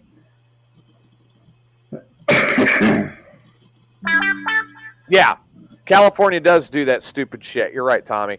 So California actually requires that independent truckers be company contracted before they can drive the truck into the state. That's fucking stupid. Yes, completely. That's And why you fuel stop costs off are- in Nevada. I'm not and saying that they become a should. company on your own. I'm telling you right now, if the rail goes, I don't see the Teamsters being far behind. Independent truckers and Teamsters go. You think we got supply chain that's a problem now? As much as I hate to see it happen because it'll be fucking bad. At the same time, it's one of those where I think it needs to happen for them to finally be smacked in the face and say, look what the fuck you're doing. Right. And unfortunately, I think that reality needs to happen to wake the fuck up. The rat. The inflatable rat. You gotta love it when the rat comes out. But no, man, I would shut it down and be like, no, I'm done. Is the rat alive? Did it survive its attack at Staub Funeral Home? Yes, the rat is alive. Jeremy, he's about to knock your bucket down. I have it on reliable authority that the rat is alive. Yeah, they were able to fucking pool patch it and it survived. I mean, if they were to shut the whole... They tried to put that motherfucking thing on my property. I'm going to decorate it up with an eye patch and be like, what up, gangster? I survived. But then again, they can't put it on private property, so... Not only that, they would have no reason to put it on my property, so... No, I would shut it down. And there's a reason, because I know what happens if the Teamsters go out. You don't cross that line. Nope. That's like the UAW back in the 70s and the 80s. You do not cross that line.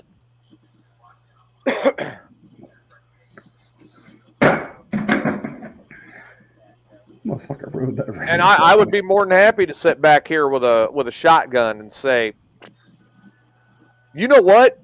What they're doing, they're negotiating to make things better for me. Even as an independent, they're making it better for me. Do you know how many of these rail workers are scared for their safety, especially at the southern California? Oh, Have yeah. you seen the videos of the people that are jumping on the trains, busting open the hatches and stealing shit? There's boxes laid out everywhere, and these guys have to walk the tracks to check on their trains, and some of them are getting fucking mugged. Tommy's got it. Of course Tommy does. 2 freezers and plenty of rounds. I don't trust the supply chain. I've got a bow, I got plenty of arrows, and I got freezers and plenty of time. Just like that day whenever the government comes and says, hey, we're here to help you. Yeah. Get the fuck off my property. Yeah. I'm waiting for the day that the government shows up and says, Mr. Wilhite, we are here to take your guns. Oh, well, fuck. What guns? What guns? I already knew the answer to that one. What guns? Or better, China has invaded. I know where Wilhite's going. China has invaded. Wilhite, where are you going? I'm going north.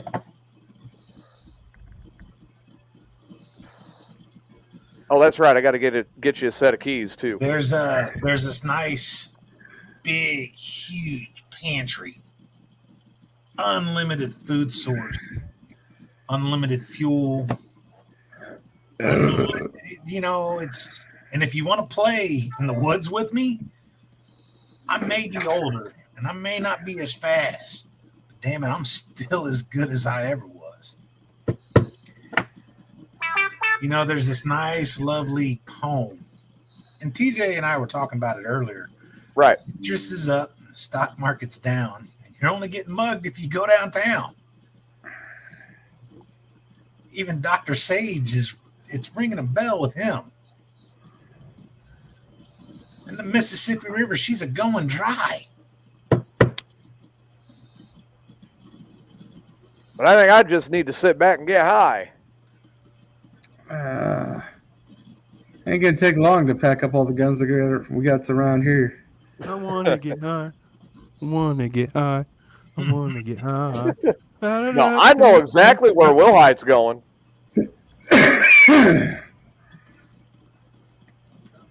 Come to our valleys and canyons. Yeah, exactly. See, I'll be down in Texas Hill Country. Good luck. But I know where Wilhite will go if he's still in Illinois. I know how to make a spider hole. It's okay. I'll be fine. Well, I'm on the way out. I'm dropping a set of keys to the house. Here you go, man, just in case. What is it? When in doubt, hang out at the spider hole? Yeah. Yep, pretty much. See, I'll get the phone call if it happens. Tej, we're on the way. Turn the power on. Need power. I'm all right. And God forbid if you do let me get out to, if I'm able to get out to California. Oh, shit. Oh,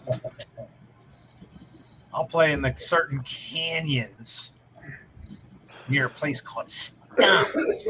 Fuck you. No. You may say you. I said, fuck you. God. But being in those stumps, I'd welcome anybody to try to come and fucking remove me. Yeah, choke points are plenty and everyone's armed.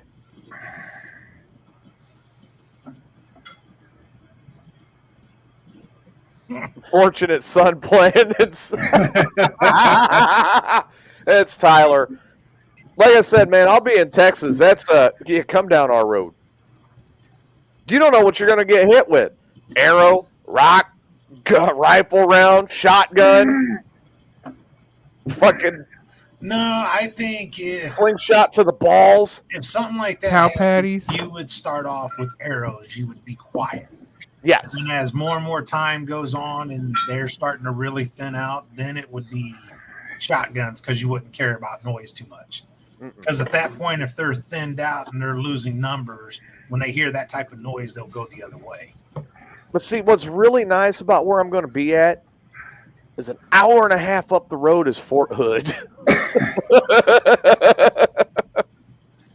Yeah, but see, if shit hits the fan, you want to stay away from heavily populated areas. Good luck. Dildo thrown at you. Well, we know Amanda's weapon of choice. That's the Kong Dong. Yeah, right. She's got the double-ended nunchuck one. Oh, shit. Come here, Mr. Chinaman. Mr. Chinaman might bend over and go, okay. Oh. It's going to be the Great American Challenge one. Becky says she's going to hide in an empty grain bin. Hey, you know what? I will tell you this. If shit does hit the fan and the grid goes out, I can tell you right now, Becky isn't going to worry because she's going to have power. She'll create her own power. There you go. I'm telling you right now, man, here's exactly where I sit with it. There was a study done many years ago. How far would they get if they invaded? East Coast would be taken. West Coast, taken. They said they would get to, on the west side of things, they'd get to Colorado, Wyoming, Montana, and they'd get stopped. And Irene, Jesus. On my way to safety. And on the East Coast side of things, they'd get to about Illinois. And Chicago would be, no.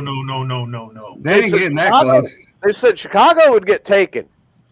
Dude, if they came through the Great Lakes, they could hit a portion just because of chaos and control of Chicago. Right. My problem is once they hit the countryside in New York, now taking it granted, New York is New York, the city. Right.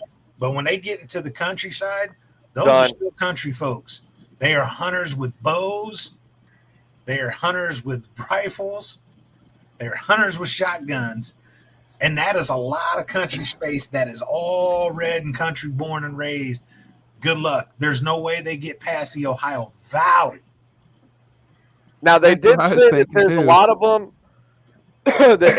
they said they would try to avoid West Virginia at all costs because they don't want to get confused for being family and then get raped. Well, see, here's your problem. You trying to get past the hills of Virginia, West Virginia. Dude, these were the ones that fought law enforcement during the Prohibition period. They're getting past the Carolinas or Virginias. They will return to the hills, and guess who's going to win that one? They're not getting past that. Now, their best bet, literally their best bet, would be to come in from the west and go with Washington, Oregon, and California. But the problem is even once you get past that mountainous range, you get into the flat desert, and now you're going to have to cross that.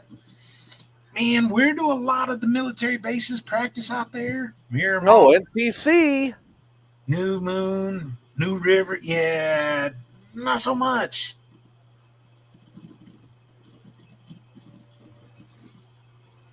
That's true. Tommy's right. But yeah, this is their study. They said they'd get to Montana. I'm like, I'm going to like seeing this if it happens. They're not going to get that far. What experts said, okay, first off, if you think they're going to take Montana, that isn't an expert. Because No. I said they would get to Montana and they would get stopped at Montana. I was going to say, dude. They ain't getting past Seattle to get to Montana. Well, no, they may get past Seattle because they're a little weird there. Yeah, once they get to the Mount Rainier, though. But now they hit southern Tennessee, they'll take Irene. I would love for them to try to come through the north and drop into Montana and your Wyomings. Good luck with that one. Yeah, no. Yeah, those motherfuckers. No, they were born and raised with guns. You're not taking those areas. Go ahead and come on up through the Gulf Coast. Come on up through Texas. See how far you get. I would love to see. I would pay money to see that.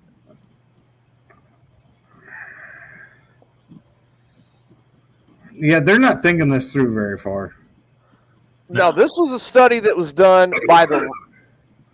This was a study that was done by I forget what country did it, but this was back in like the 80s, and it was after Red Dawn came out. Oh, Jesus! And they were like, "This is feasible." They based it off of a movie. And then they said, "Well, what if it was China? What if China actually attacked?" China's best defense would be the air. That would be it. And even our air game has stepped up so much more. So they're going to get a few licks in here and there, but our own people, let alone the military, our own people are going to be like, "Oh, really? Really? You want to play like that? Okay, come on." I would love to see them try to come on. Yeah, our own military bases, we don't have to even set up a front anymore. They're already there. Right. Yeah. But I'm like, all right, you're going to try to come up through El Paso with Fort Bliss right there. Now, granted, Fort Bliss is just this side of hell. But don't fuck with Bliss. Just the American people alone. They don't like fucking people coming onto their property. Can we talk about you? Could we talk to you about our Lord and Savior? They got a gun on their hand. They're not going to be all like, I don't have a gun in my hand when somebody does that. I answer the door naked. This is why America has gotten so good at war. And it's not necessarily just running at war. The people were given freedom. Right. And once you've had that, you will sacrifice everything for it. Yeah. Too bad our leaders just don't fucking understand that. Well, and that, that kind of comes around full circle to one of the things I wanted to say tonight. We look at all of our leadership. We look at everything that's going on. We see it all around us. Do we have to look at them? Unfortunately, yeah, we do, because they're on TV. Like, I almost think if we got rid of them and, hey, you go to work, you live your life, and you do it right, and, we take care and punish our own, I almost think it would be all right. Yeah, I don't look at them as much as I should. Here's the cold hard facts of the matter. The only way this country is going to change and get better is if people start getting active. All right? Back to the face. Reality. Yes. Oh, did you have your V8 today? Seriously.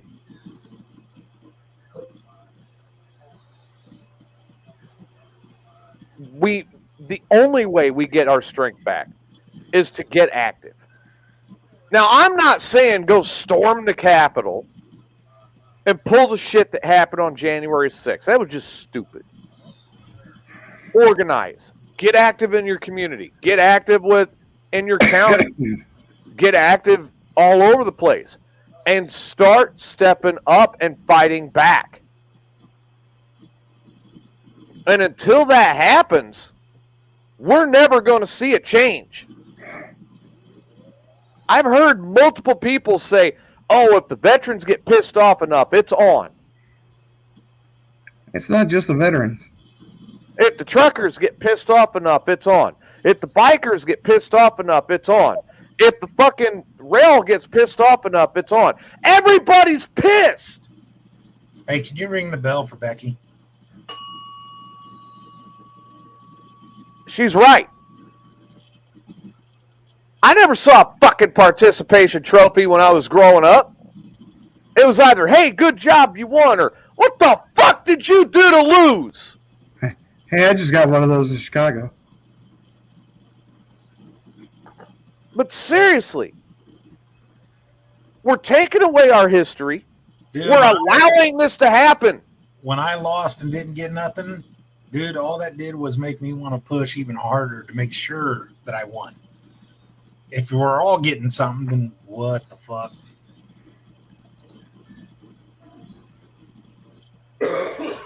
Yeah, Tommy, I got it. Yep.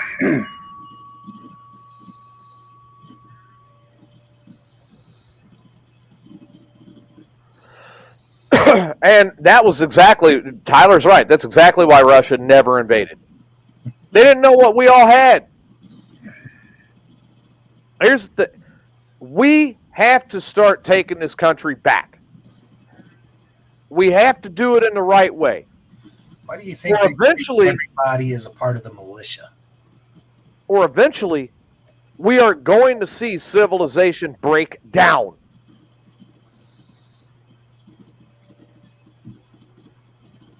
Look at the Soviet Union in the 60s, the 70s, and the 80s until the wall came down. Look at it. Everybody worked. Everybody got crap. But a select few were sitting on a pedestal. They were called the Politburo, for those that don't understand or realize what it was. We have an over-glorified version of it right now in Washington, D.C. I turn on the news and I fucking see it. Every day.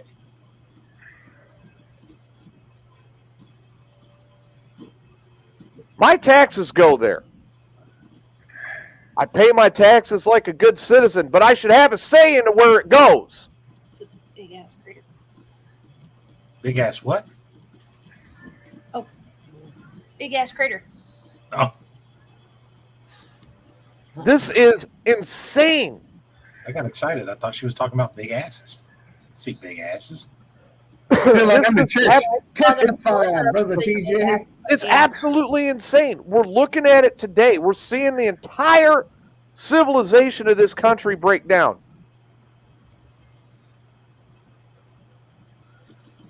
Being considered an essential worker. Tommy, you know how trumped up that was? My Uncle John was considered an essential worker. He owns a fucking golf car repair shop. That's how much bullshit that was. Yeah. I worked at a gas station the entire time. I'm a truck driver. Yeah, our life did change. We worked twice, if not Twice as hard as everybody else. Right. Essential. We were essential. My freight jumped. Never got a raise or anything. I know fucking Klugs went stupid. TJ went stupid. Yeah. I was working for Mac at that time, and I worked, more hours than most of the people there. We have... And then got fired for taking a day off. I'm going to tell you where you start with this. Start by educating your kids.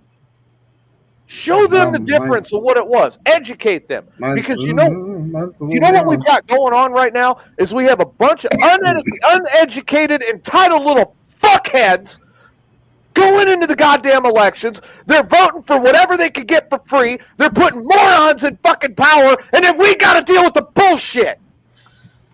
So, what do you think about the Starbucks worker who made a video and was crying in the video because he has a 25-hour work week, and on Saturday and Sundays he works 8 hours a day? And then got misgendered, even though he's got a full beard and mustache. If that's a full beard and mustache, I'll kiss your ass. He was on the verge of walking out and quitting because there was too many customers, and working 8 hours a day is way too much stress. He's a full-time student. Okay, now there's two parts of this. One, you're 18, you're a full-time student. I can see where you may get stressed because you're trying to keep up with your studies, but you're working 25 hours a week. So, of course, on the weekend, you can work 2 full 8-hour days. So there's 16 hours. That means Monday through Friday, you're only working 9 more hours for your 25. So that still gives you plenty of time to go to school, do your studying, and at least you got some money. If you think 25 hours a week now is too fucking much and that you need a union, you need to unionize, and you're about to quit, dude, I'm sorry. You were sheltered your whole fucking life, and you have no idea about a rough life. Let's do a test. TJ, how many hours you put in a week? Anywhere between 60 to 70 when I'm working full-time. Jay? Between my business and work there, easily 65, 70. Klug? 60 plus. Never mind, Amanda.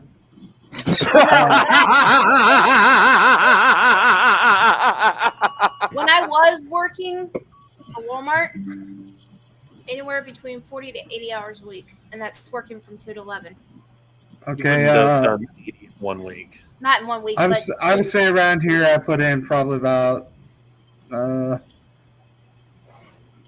30 hours off and on. Probably 30, 35, something like that. Helping out around here and doing all the maintenance bullshit around here. And Tyler, 70 hours. Her hubby puts in 50. I worked much since 80 years. Okay, so yeah. Most of us are all grown-ass adults, and this kid's bitching about 25 hours. And it's a transgender kid, which it doesn't really matter whatsoever.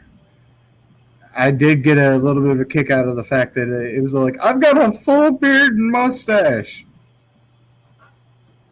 No, motherfucker, you ain't. You ain't got a full beard and mustache. And it bitched about being mislabeled. Okay, whatever. One customer mislabeled you. Tyler got put in Facebook jail. Yes. For what? For saying that the kid is a bitch. He got a man boogied. He was a bitch, so he understand. The kid is. He got Amanda Kluge. All right. So are you guys ready to hear my take on it now? Oh, yes, go ahead. Okay. I'm going to kind of take a piece from where Tommy was at. And at the same time, I'm going to go ahead and speak my piece. When I went to college, I interned in the morning at the local rock station. Then I went to school. While I was at school, I also did a 2-hour shift at school for the college radio station. Then I went and worked an 8-hour shift at the Mitsubishi plant doing safety, fire, and security.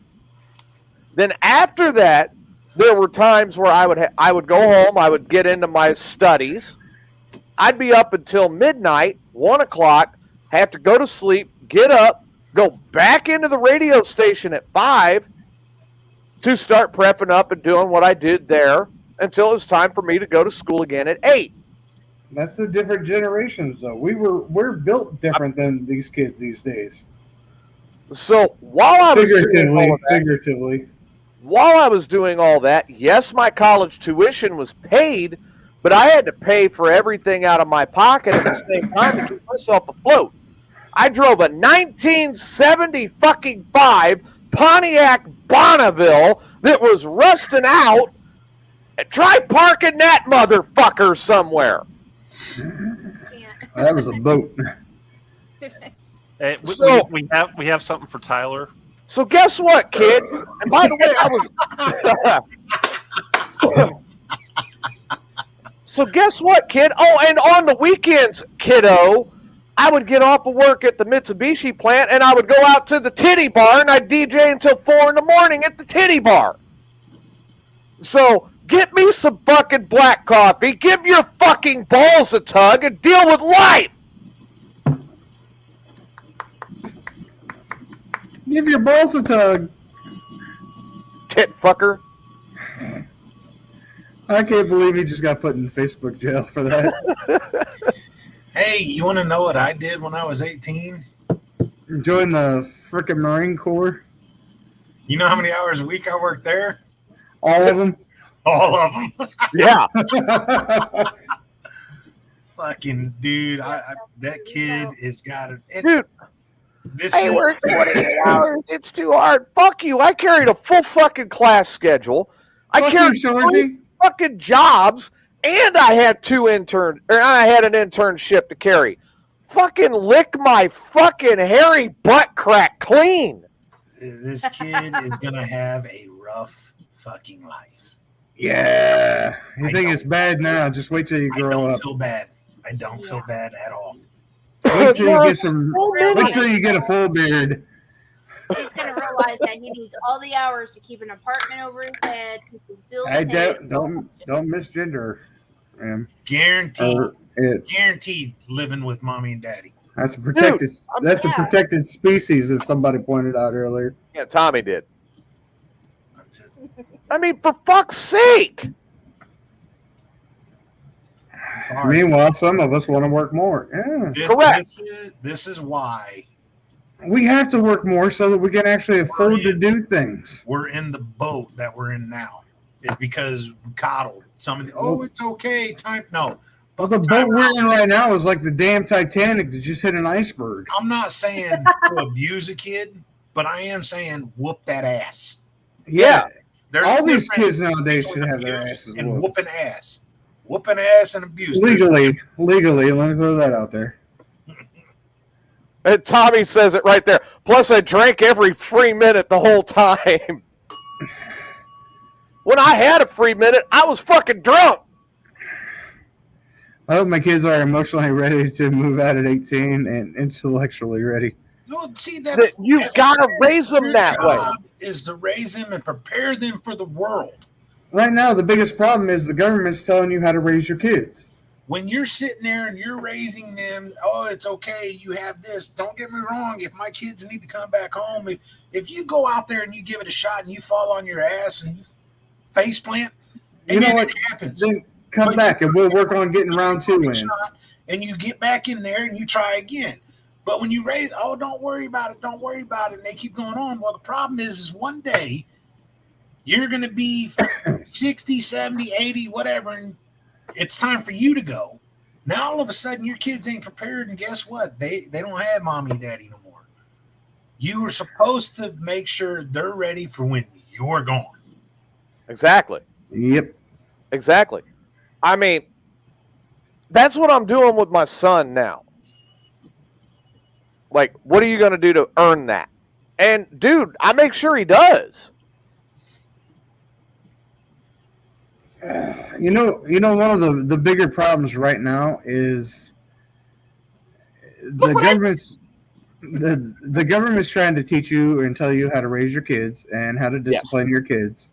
And DCFS is on board. Right now, the whole DCFS system needs to be overlooked and revamped because DCFS is the biggest problem because it can't even control itself. Somebody needs to govern DCFS because DCFS is screwing up so bad and nothing is coming out right with DCFS. They've been in so much trouble lately that the whole system needs to be completely taken down and rebooted from the ground up. And it needs to have less rules. You nailed it. But not less rules, but corrected rules. Yeah. They want you to be dependent on them. Yes. So, but the thing is you can't be dependent on them if they can't even be dependent upon themselves. But if they make you dependent on them, they continue to have power. And that's where you need to take the power back from them. The reason why you got the stubborn ones like us sitting here is because if the shit hits the fan, I don't need the government to hold my fucking hand. Nope. I can do just fine. All of us here can do just fine. They shouldn't be defining how you discipline your child. There should be regulations. Next generation to be dependent on them, so then that way, hey, everything they say is golden. No, you're supposed to question the government. That was the whole basis when this country got started, was to keep them in line by questioning them. Yeah, there should be. Tommy, you got it right there. Tommy said he was a latchkey kid, came home by himself, left notes if he went somewhere, often miles from home. Me here, too. I'm Gen X. Yep. Boom, I was out the door if I needed to go somewhere. I was basically Gen X. I'm born in 81, but I mean, I was right there at Gen X with you guys. Street lights, latchkey, same. I was raised. Didn't need my parents outside screaming when street lights came on. I knew it was time to go home. Yeah, they would holler for lunch. Hey, lunch, eat it or beat it, one or the other. Pretty much. And so, I consider myself Gen X because I was raised right along with all the other Gen Xers right around this area. Or, hey, how about this one? Wait, what the it's summer. Yeah, there's no rain. Uh-huh. What the fuck are you doing in my house? I was never in my house during the summer.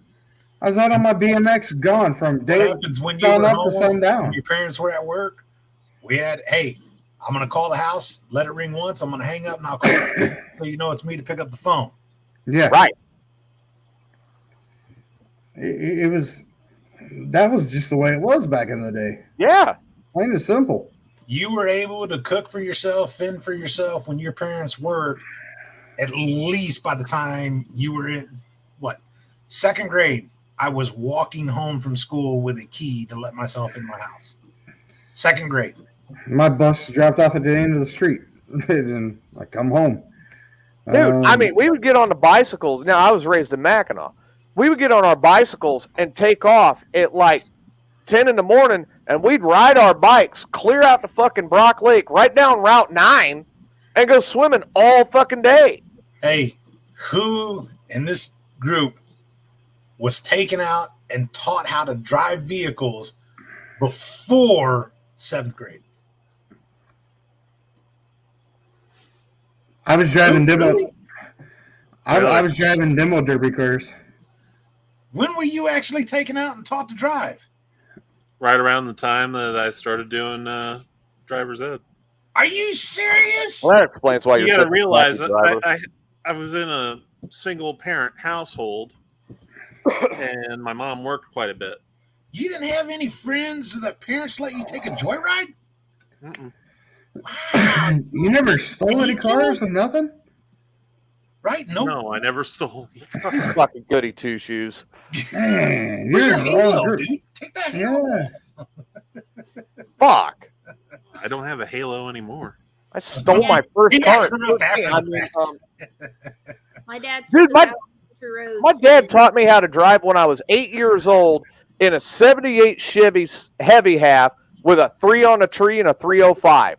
I was 10 years old, and my mom said, hey, just in case I twist my ankle, you need to learn how to drive a stick because you cannot drive a stick with one foot. We used to go out to my dad's buddy D.A. Joyner, and he had all these demo cars. And we used to get in them, go out in the fields, and just freaking plow into each other. And it was awesome. We had to wear helmets and all this shit. We just used to go out there and bam, bam, bam. My high school principal, I don't know how many of his cars he stole. I mean, statute of limitations is in place now. That was well over 20 years ago. I don't know how many of his cars we stole. I really don't. I know we stole his minivan twice. He had this old shitbox Cutlass that we stole like every time we got a chance.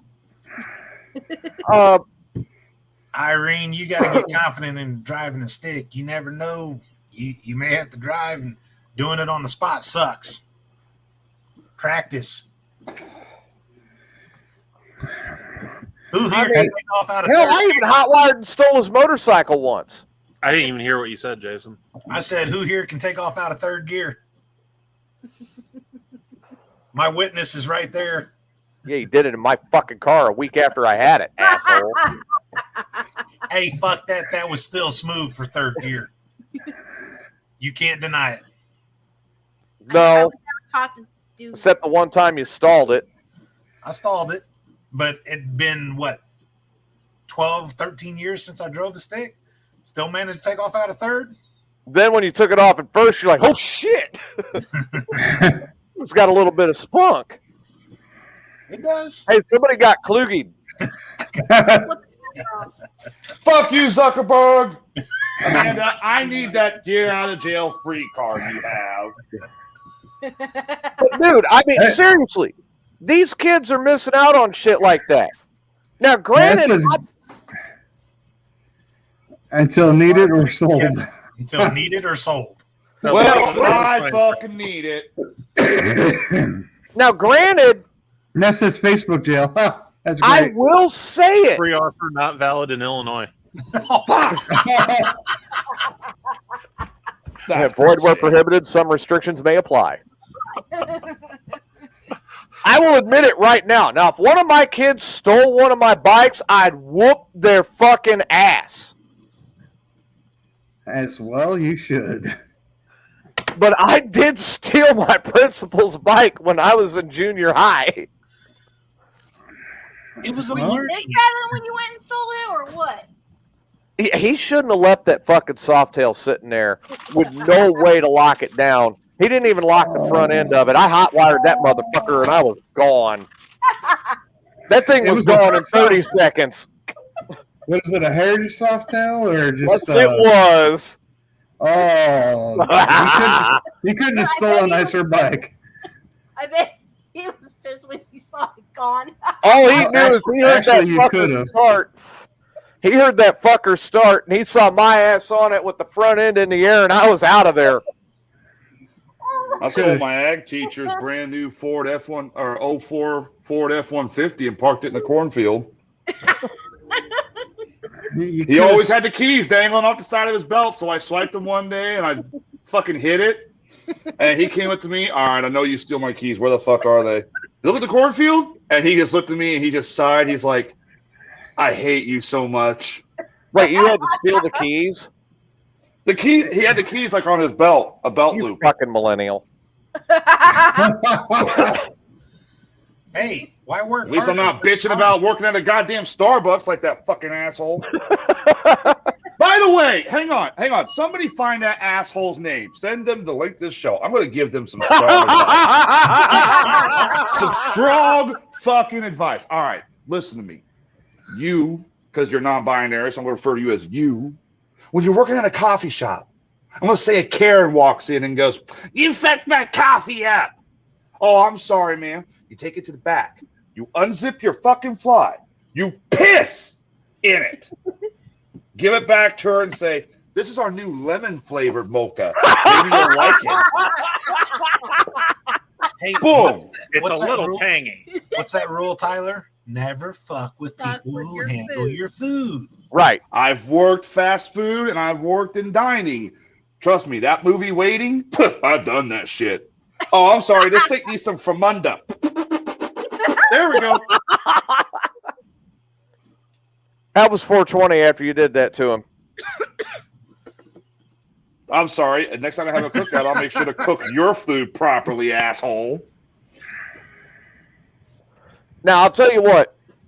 The Softail wasn't the worst one. The worst one was the woodshop teacher, my freshman year of high school. And he made the mistake of bringing in his 70 Chevelle SS. I thought you were going to tell me he had like an old panhead or something. I was going to be like, oh, hell no. He brought in that Chevelle, and all he saw when I got that fucker started was it was out of the parking lot and sideways going down the road. He's like, "Son of a bitch."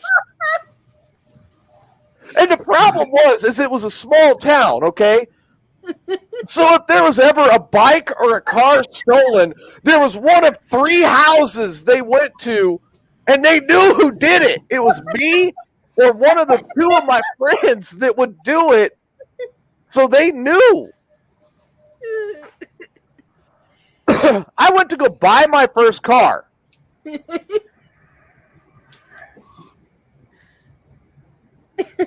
I went to buy my first car, and I was going to buy a 79 Camaro.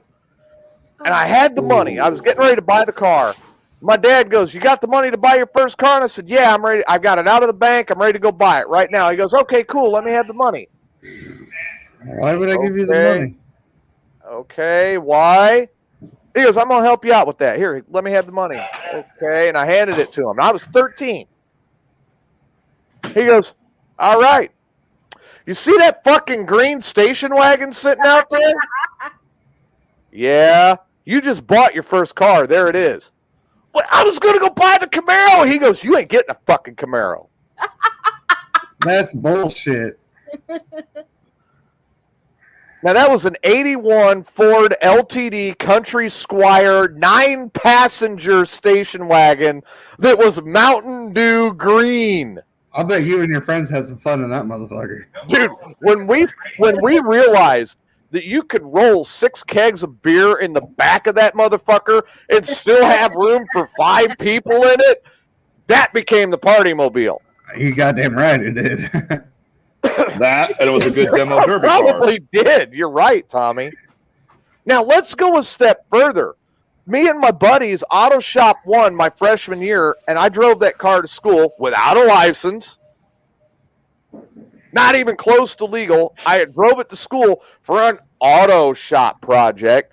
Yeah, we just got done building a fucking 351 Cleveland and maxed that thing out, and it got wedged in that car. That fucker had a C6 backing it up when it was done. Was that car turned into a demo derby car when you got your new one? Eventually, yes, it was, but it wasn't turned into one by me. I'll tell you what, that car would light the fucking tires up in 2 gears, and when it grabbed third, it hook and go. And that was an automatic. I mean, that thing, woo, ripping them off. I tore through a couple C6s. That car, and that big fucking front seated, I hated it when I bought it, and then I started driving it. I'm like, this ain't too bad. We actually rigged a setup because the back seats, they flipped up side to side, right? Yeah. Right. And we rigged the setup underneath the 2 back seats and ran hoses through the headliner, and they came out by the doors. They were fucking pony kegs. I'm drinking going down the road. I was an expert at drinking and driving by the time I was 16 years old, damn it. So my first car was a Geo Prism. You millennial. fucking homo. No, what? Shut up! You know what happened to that car? It Gay gave sex? birth No. I'm going down to, a it gave gravel birth to a road. bunch of roller skates. No, I'm Your- going down your a gravel first road. chicken? No. Let me finish before you start jumping, Sage. Going down a gravel road. About to You go spun over into this a chicken. dirt. Shut up! Let me explain. I'm going down a gravel road. There's a bridge right in front of me, like an old rickety bridge, and this deer runs out in front of me. The deer gets sucked under the car, and I fly and hit the side of the bridge, tear up the front end. I climb out of the car. Deer's laying in the road, dead. It's got a tire mark on it. This fucking deer gets up and just trots off with a fucking tire mark on it. It couldn't even kill the fucking deer. Well, at least there were no animals harmed. Wait a minute. Hold on a minute. So you had a car. You had a car that hit a deer, and the deer walked away. And the car was Deer got up totaled. like, what happened? Oh, And I the better car go walk was off. totaled. Yeah. I had a car that I yanked the front end out of an opposing high school team's bus. And it drove down the road like, what the fuck was that? Jesus. Fucking deer totaled my car. I mean, what the hell? You had a car that was totaled by a deer. I had a car that tore the front end out of a bus. Drove the car home, front end fell out. You should have seen the look on the fucking cop's face when he walked up to my car, and we're sipping out of the pony kegs at a football game. You know how they got the car out of the ditch after it came to a stop? What they used to tow it out? A fucking four-wheeler. It's because that car was a pregnant four-wheeler roller skate. pulled it. That fucking four-wheeler pulled it like it was nothing. It's because that car was a pregnant roller skate. It's a geoprism. Hey, you know what That sound like? car? You know what sound like? That car screams, "I'm gay." You know what sound that car made going down the road? Homo, Kill homo, me! homo, homo, homo, homo, homo. It's something like this.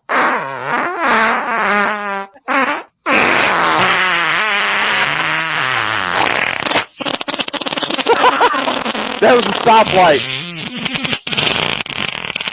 Let's try to take off. Hey, that reminds me of my first car.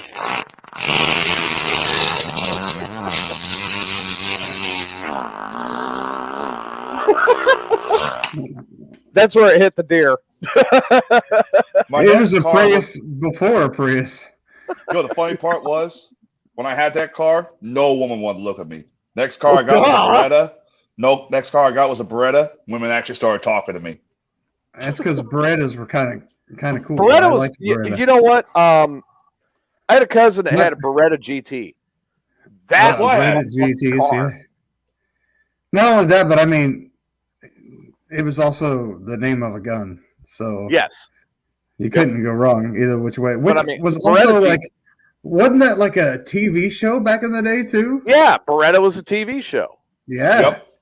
So I mean, that car was winning all the way around. Yeah. Dude, I mean, the Beretta was that fucking Beretta GT, that was a fun car. My ex-girlfriend had a Beretta GT. I used to love driving that car. My cousin Bill started working as a machinist, and once he became a full-blown journeyman machinist, dude, he started building this. It was a mid-90s. It was a mid-90s Cutlass. So you remember, like, it was the Cutlass and the Buick Century and all them, that Right. generation. Yeah, And the body style and everything. Yeah. And it had the 3100 V6 in it. Okay. Those were actually good, strong motors too. Dude, he hopped that motherfucker up to a point that it was a 7-second car. Wow. You couldn't hurt those cars. He was fabricating parts for that car at work on his off time with a CNC mill. And using the Bridgeport and using the lathes and using everything. He literally built that car. That fucker was a rocket sled on rails. And he's still got the time tape from when he ran 7.3 in it. I'm like, God damn. And that was an actual quarter mile at Cordoba. This was not the fucking 8th mile out here at Havana.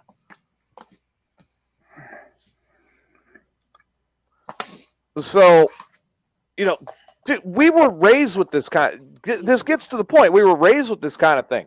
We were stealing cars. We were drinking beer. We were swimming in lakes and rivers. We were fucking fishing. We were hunting. And I do not go hunting. I go hunting. Let's get that right now. Go hunting. We were doing stupid shit that honestly most of us, other than St. Kluge over here, should have been in fucking prison. But at the same time, we had common sense.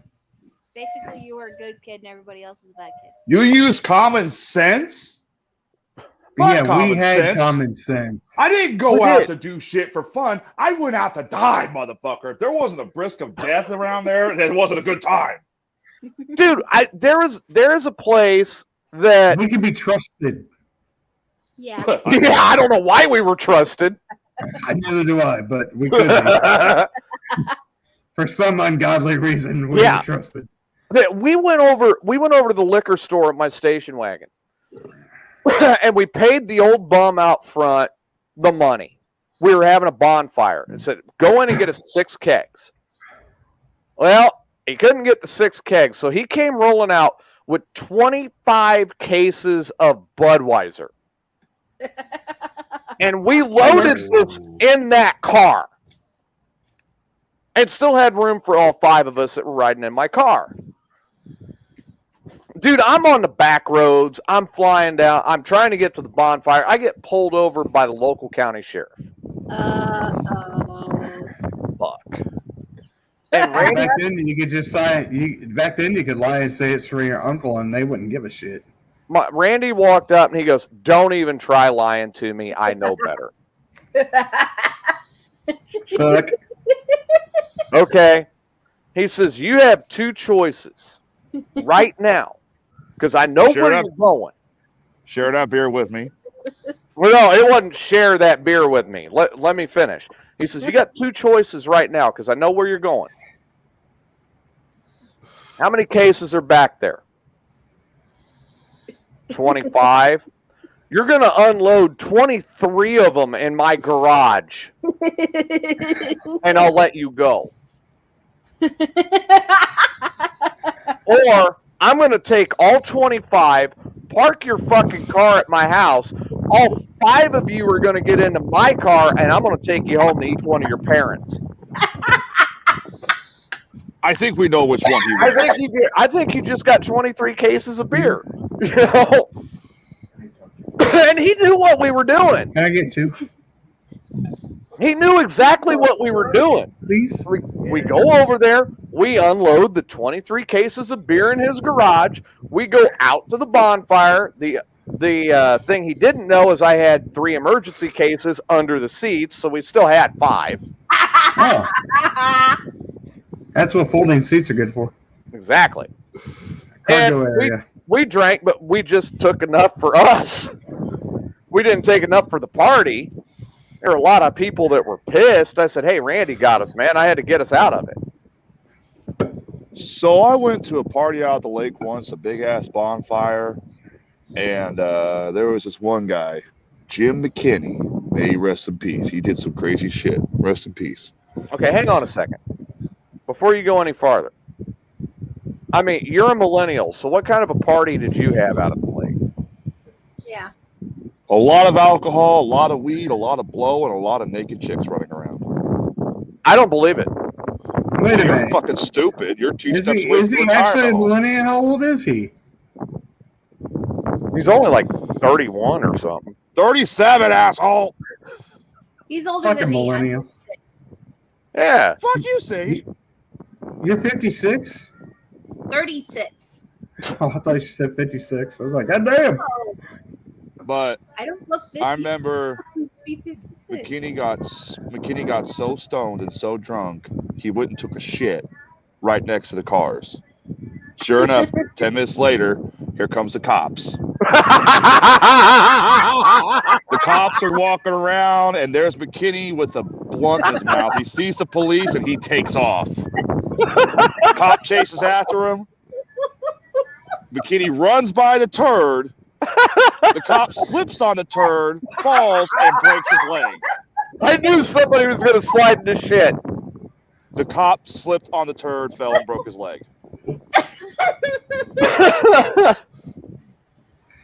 Well, you that have was 13 other drunks trying to help this cop to the ambulance. Then the ambulance gets stuck on the dirt road because there's a big-ass puddle between where our fire was and the road. That was a shitty experience. No shit. Oh my God, that's great. Dude, I can't. College. I'm surprised I remember any of college. All right, Irene, you have a good night. I really am.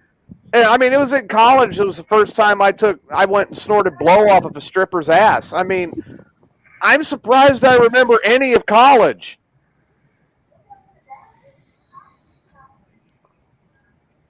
Dude, this is the point. We lived an experienced life, except Tyler.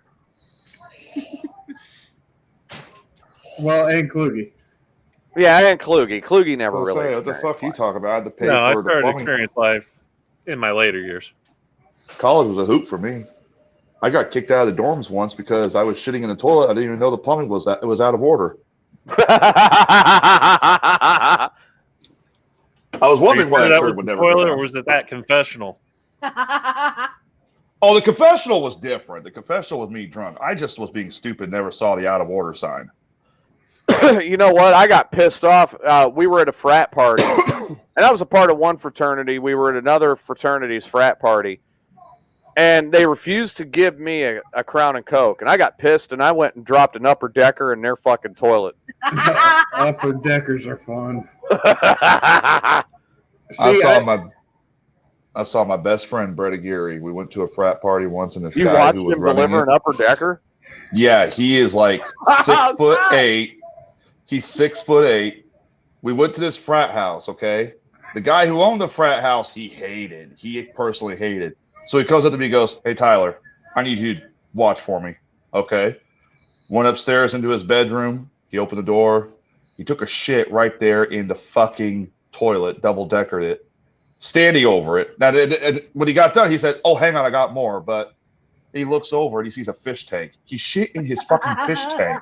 He shit in, it was a tropical fish tank, and he ended up dropping a turd right in the fish tank. And I'm rolling this whole time. All right, so out in Mackinac, this is going to be one of the last stories I tell for the night. Out in Mackinac, you had the Ritchie neighborhood, and that was out of Heritage Lake. You had to be a property owner to use their lake. You had to be a member to use their lake or their pool or whatever. Well, my dad, the branch manager of the company he worked for, was a member out there. So every year they'd do the company picnic out at the lodge, which also had the pool. And there was a bunch of these Richies out there swimming in the pool and blah, blah, blah. Long story short, they pissed me off. And I got to thinking, I've seen Caddyshack enough. Right into the pool. And I threw that fucker in there about 2 minutes before we left. Man, you should have seen every one of them rich bitch kids screaming their heads off running out of that fucking pool. One of the guys that I ran with was down there as a guest. And he kind of knew what was going on, right? So he saw them all running out. He's like, "Hang on, wait a minute. It ain't bad."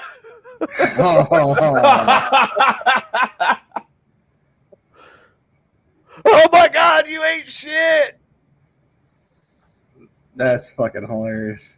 Dude, It does work. People don't think it, but it does work. Yeah, Baby Ruth, they got that nougat in there, and they'll actually flip. That's right.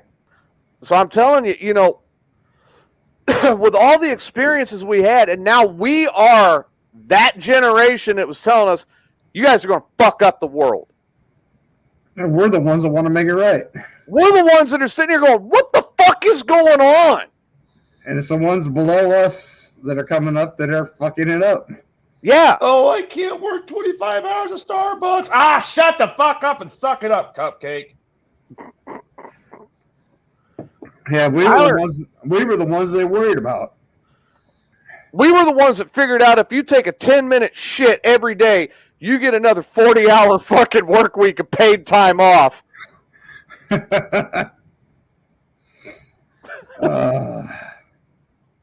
were the ones that figured that out. These kids are trying to figure out which way is up. And what sex am I? And dude, I'm telling you, all right, I don't have a problem with somebody that's transgender. I really don't. I don't either. I have no problem whatsoever. I don't think anybody here has a problem. I have a problem when you try to ram it down somebody's throat. No pun intended. Unless it's Tyler's, and then it's funny. Yes. Notice how he stopped laughing. No, I'm still laughing. I'm just trying not to interrupt. But yeah, look, I don't have a problem if somebody is gay, lesbian, bi, trans, whatever you are. I don't care. But what that dude was doing at the Starbucks. Don't use it as a crutch. Yes, thank you. That is it right there. Don't use it as a fucking crutch. Use it as a way to empower yourself, but do not use it as a fucking crutch. That's it. Right there in a fucking... Instead of looking up and saying... Nutshell? Yeah, nutshell. Yeah. Can we say nut nowadays, or will that offend somebody? Yeah, does that... Well, I don't know, Tyler. You're the millennial. Does it offend you? Oh. Okay. So, no, seriously. Instead of using that as I'm transgender, I'm not supposed to do this, go, I'm transgender and I'm doing it anyway. Fuck you. Get out of my way.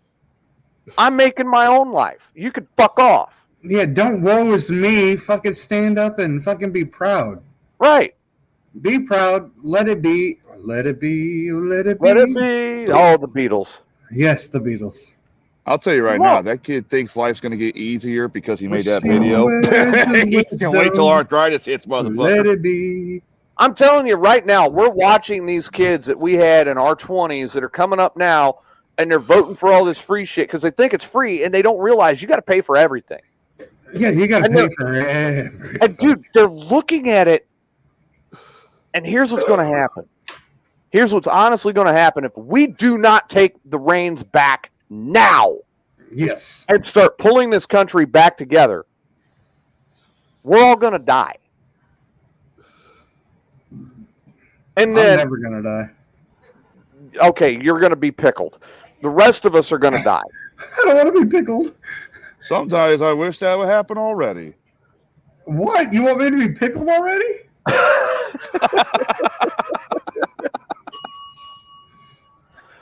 The fact is, you insensitive prick. The fact is if we don't take it back now, we're all going to be gone. And then they're going to be standing here going, and they're not. I don't want my nieces and nephews to grow up in a world like this. They're not going to know how to be empowered themselves. No, how to be educated, how to be empowered, how to be enlightened, how to do all of it. They're not going to know. No, they're just going to sit back and take it how it is.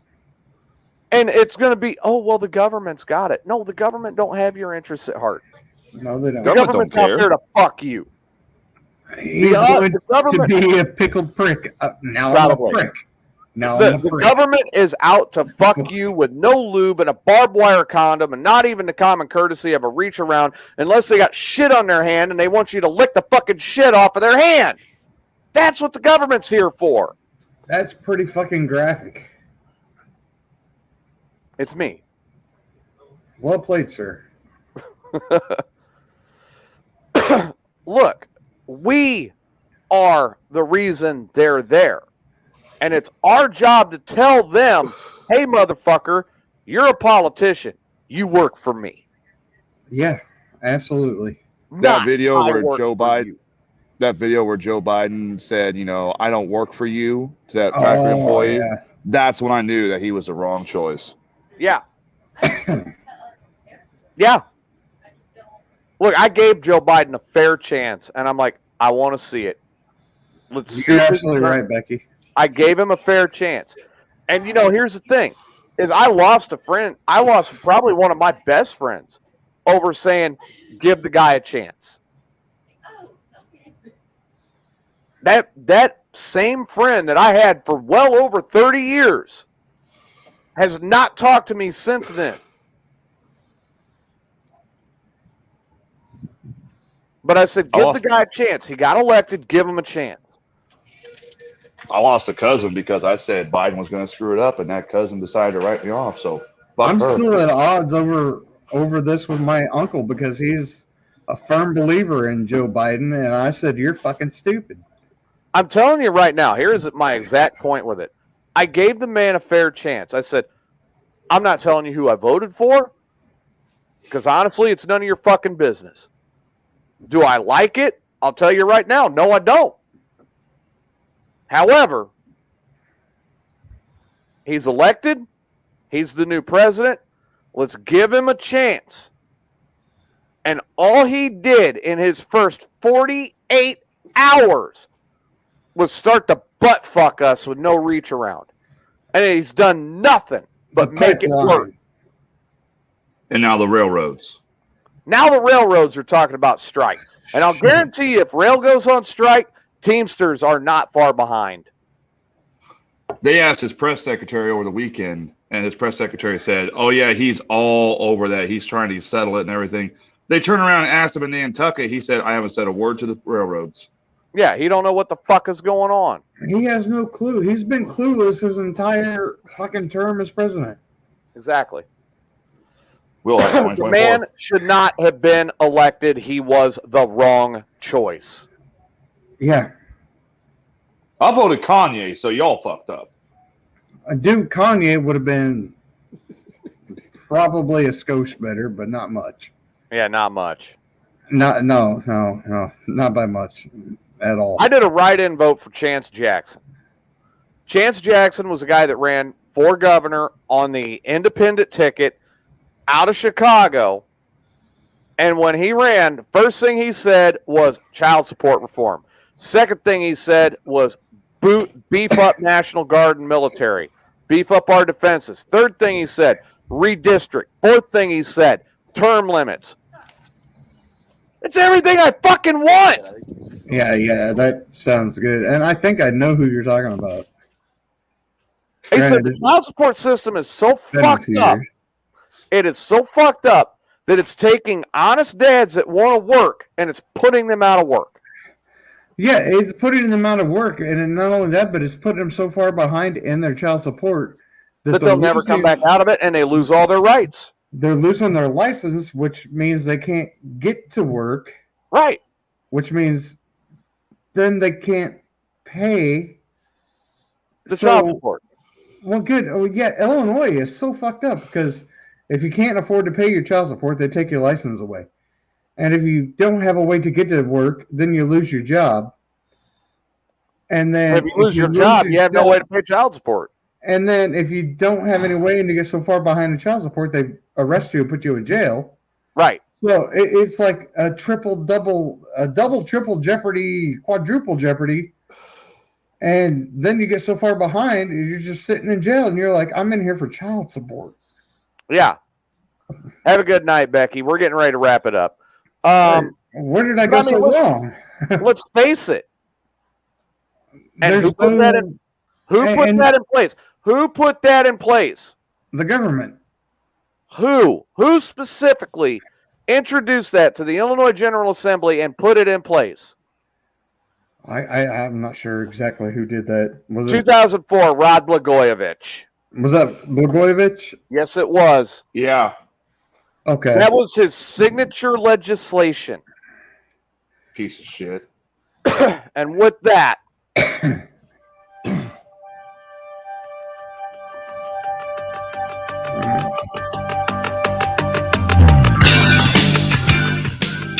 I can honestly say we had a night tonight to remember. It was everything from how fucked up the government is to somebody taking a shit and making a cop slip in it and break his leg.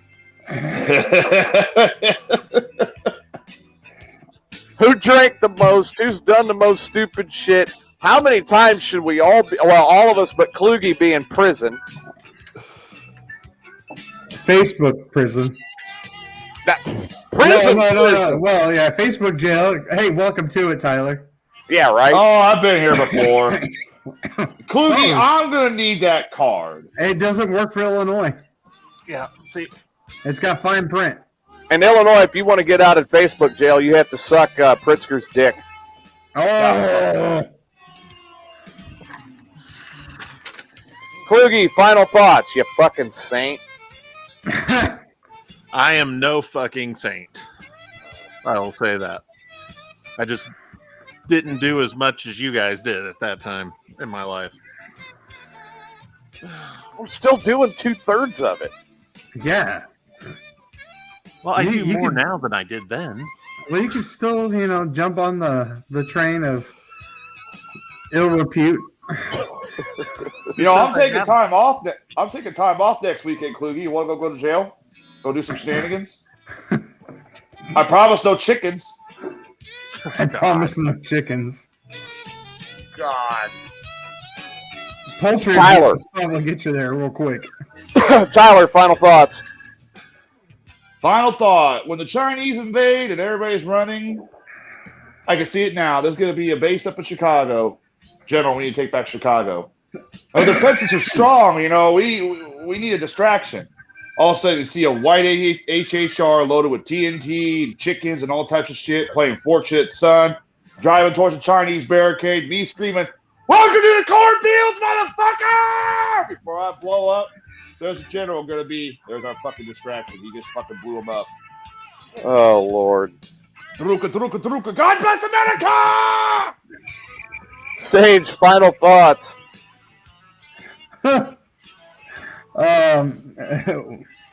When and if the Chinese do invade, I'm not going towards Chicago. All my shit's right here.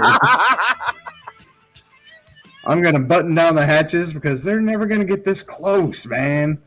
They're never going to get this close. We had that discussion earlier. They're not going to get this close. And if they do, fuck, I'll be sitting back because shit's going to be flying over there. Shit's going to be flying over there. And I'm going to go, well, fucking Iowa just fucked them up. Fucking Minnesota just fucked them up. Everybody else is fucking them up, and I'm sitting back drinking a fucking cold beer. This has been the Wednesday night edition of Mayhem Unleashed. Hope everybody had a good time.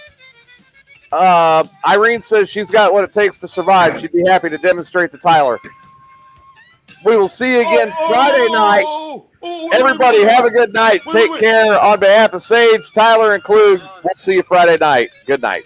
I need that video for science. Video for science.